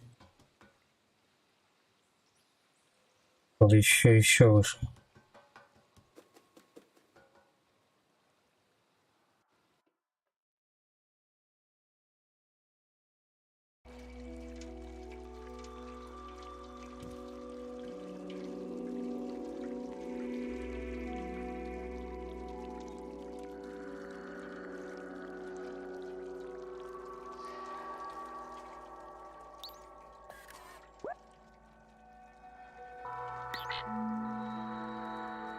Да, нужно какой-то, я не знаю, типа бочонка какого-то поставить.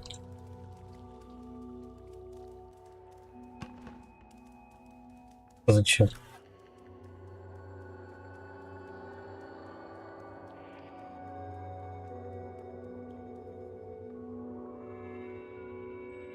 Целое метро.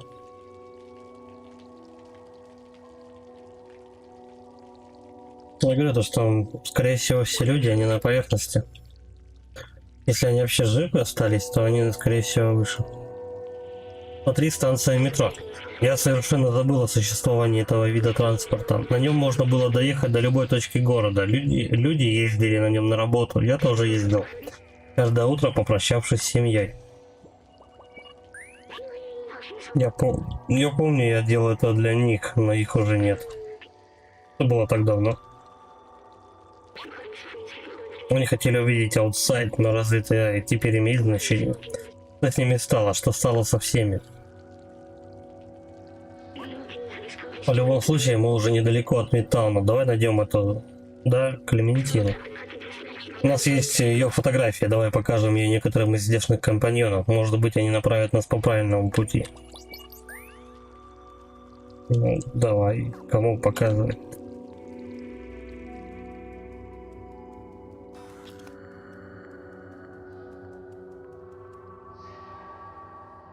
Я вот здесь что-то никого не вижу. Выше.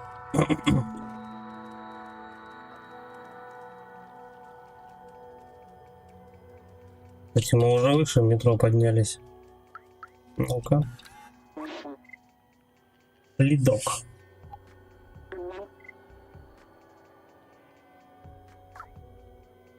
А, типа глухонемаешь?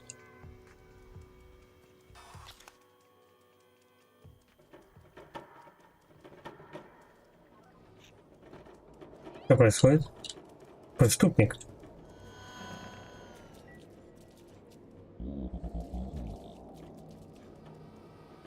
Это полиция места.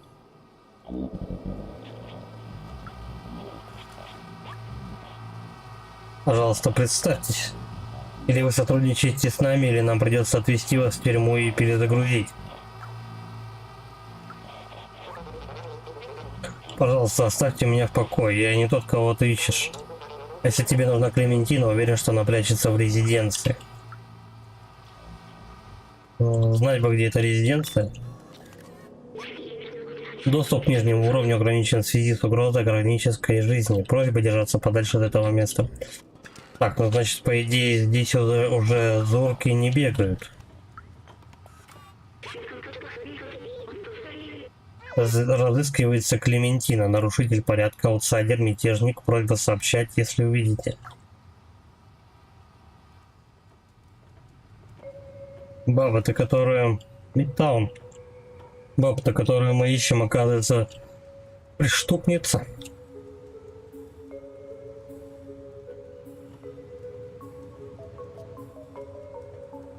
Если она преступница, она будет хорошо прятаться, наверное. Резиденция, магазинная улица, корпорация Неко. Слушай, ну мне, по-моему, в резиденцию. Может быть, если этот преступник правильно сказал все. Прости, малыш, здесь нельзя играть. Завод корпорация Неко не место для такого маленького пушистика, как ты. Доступ закрыт, но это ненадолго. Через несколько лет мы снова откроемся.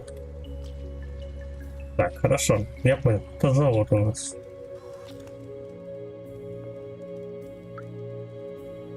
Значит, получается, резиденция должна быть дальше. Я занят. Что ты хочешь? Уходи. Как хочешь.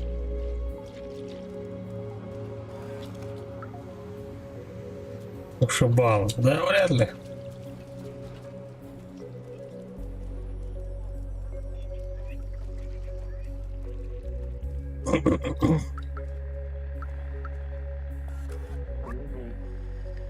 Круто сейчас, да? Расслабься, я думаю, ничего плохого с нами не случится. Ага, я знаю ее, я часто ее видел. По-моему, она живет где-то здесь. Она всегда говорила о том, чтобы уйти из города. Не понимаю. Это прекрасное место, зачем уходить? Торчок местный, походу. Так, давай посмотрим, как она выглядит. Ну, плюс-минус, понятно.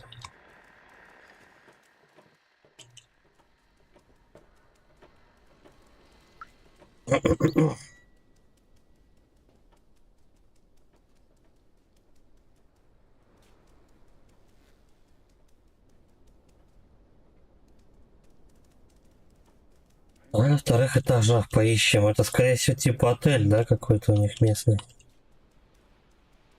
Не знаю. Дверей там много. Что такое? Попробуй подскрестись.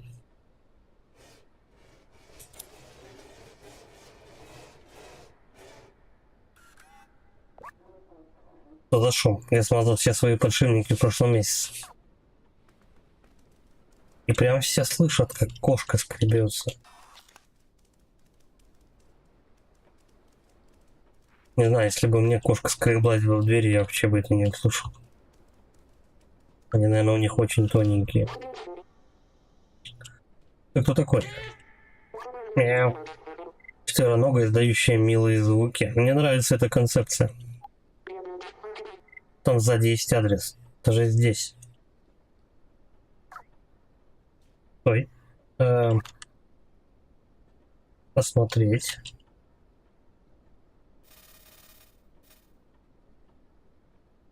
И точки, и 5 точек.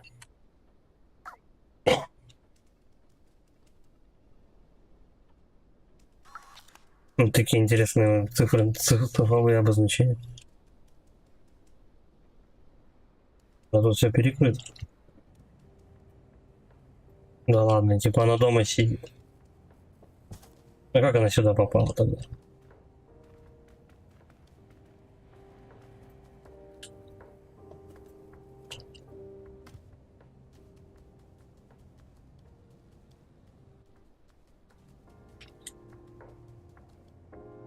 Кто-то сидит, слушает музыку, хотя ее разыскивают. Ну вот он, Клементина. Я думала, ты А, неважно, кто ты. Чего ты хочешь? Погоди, значит, Балтазар наконец-то решил кого-то послать. Я полагаю, это мой новый рекрут. Какой-то ты маленький. Как ты вообще выжил в канализации? Кажется, находчивости тебе не занимать. Я ищу путь в аутсайд. С того момента, как ушла из рабовейника, но стража всегда на чеку. Теперь, когда ты здесь, ты можешь мне помочь. Следуй за мной.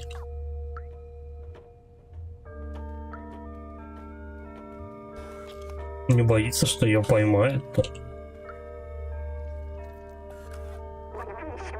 Я уже давно разрабатываю план использования старого поезда, видимо, на котором мы только что мы видели. Метро, короче, она хочет использовать.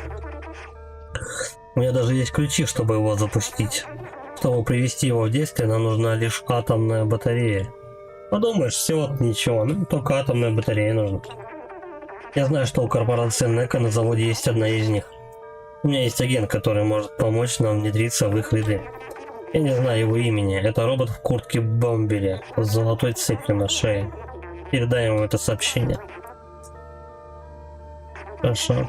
Такому маленькому быстрому, как ты, будет легко прокрасться на завод. И последнее. Не стесняйся обращаться за помощью. Город полон информации. Только держись подальше от стражей. Это полицейский имеется в виду, которым я не так давно как раз общался. Ну как общался? Подошел, типа, поздороваться. Так. Нам нужно туда к заводу, во-первых.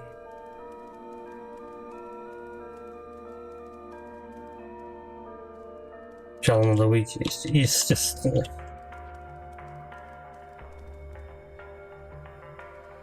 Зашел я вот так.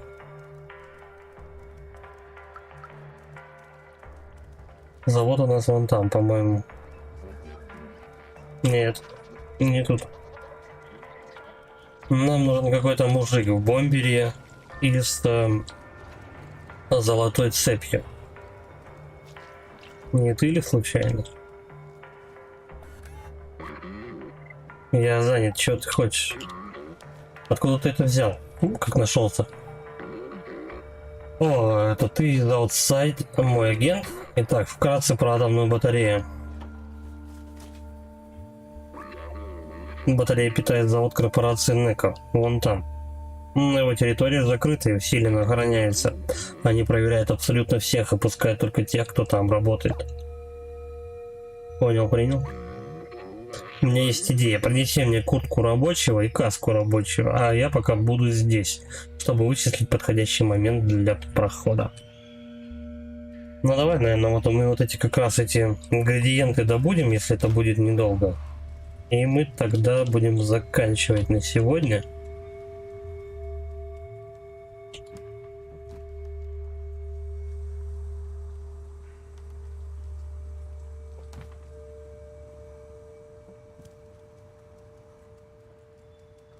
Красочку с курткой не доложишь? Про стимула здесь нельзя играть. Ну, понятно. Он повторяет то же самое, а предметов для него никаких. Кстати, ты уходишь из одной локации, то у тебя все эти набранные тобой вещи аннулируются. Ну, квестовые предметы и так далее. Котейка-то не резиновая.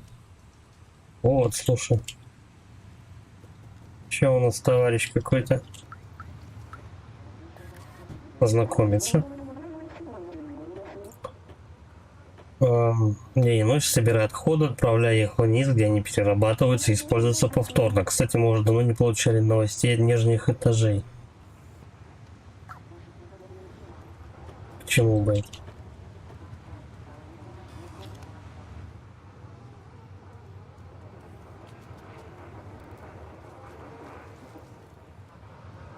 Надо, получается, где-то взять и украсть куртку и шапку. Тебе нравится моя форма? Она необходима в целях безопасности. Это из магазина одежды и магазина головных уборов. Но я сомневаюсь, что у них есть твой размер, малыш. Ищем магазин одежды и головных уборов. Вряд ли похоже на магазин одежды. Да, вообще только вход.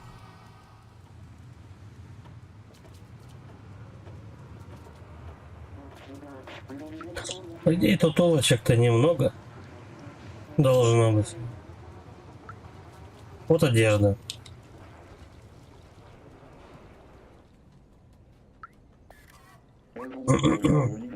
Это один из тех молодых панков, которые целыми днями слушают громкую музыку. Ничего не трогай, не шуми, проси. Ничего не трогай, не шуми и не проси ничего в кредит. Что же делать? Украсть.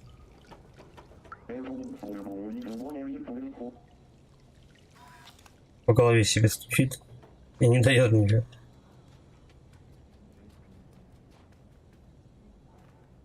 Ну, не знаю. Может, его как-то отвлечь можно? Ставить предмет. Ему типа кассета нужна, которую он пойдет выключать. Он пойдет выключать магнитофон, а в этот момент мы украдем куртку.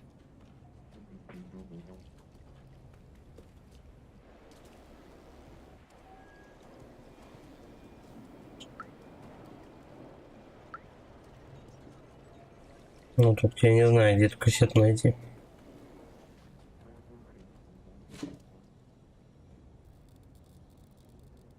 Он прям возле нее стоит.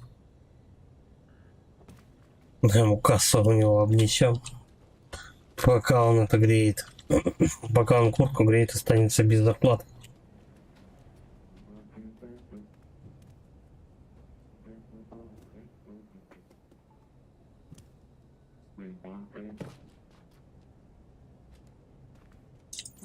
Может быть, я думал, у него что-то можно украсть.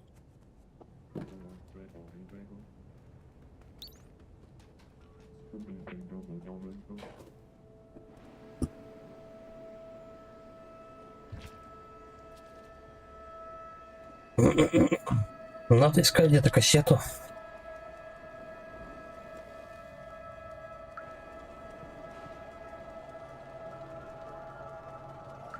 То есть поболтать придется практически с каждым жителем.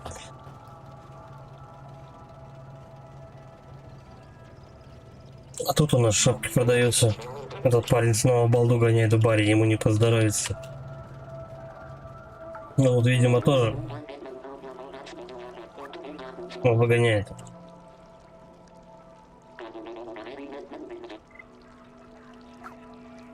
Я понял. В общем, ну, нужно две вещи найти. Найти бар. Вот где у нас тут. Кто-то где-то напивается. Вот то. Вот, сильный удар по голове. Ой.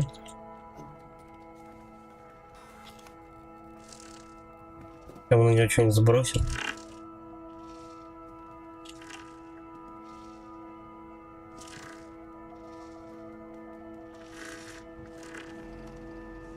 Пьяница, мать говорит в семье. Так.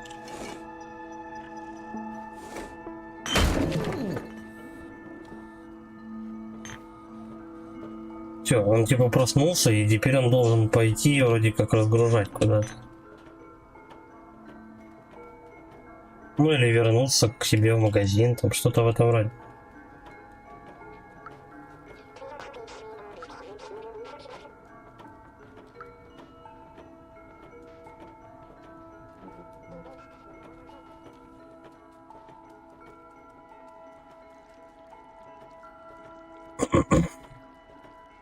Но это будет долгая, походу, цепочка квестов.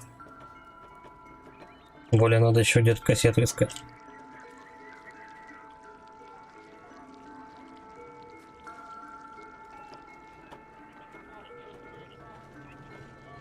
Хотя, может быть, у них тогда выпадет кассета какая-нибудь. А вдруг?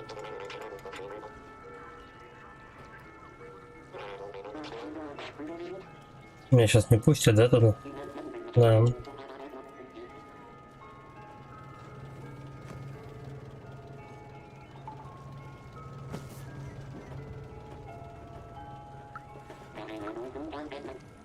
Все равно не пускает.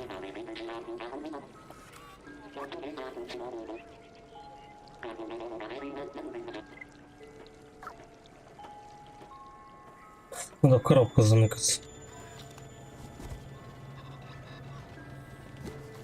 Та-дам! Ну, прям этот, как его, Metal Gear Solid.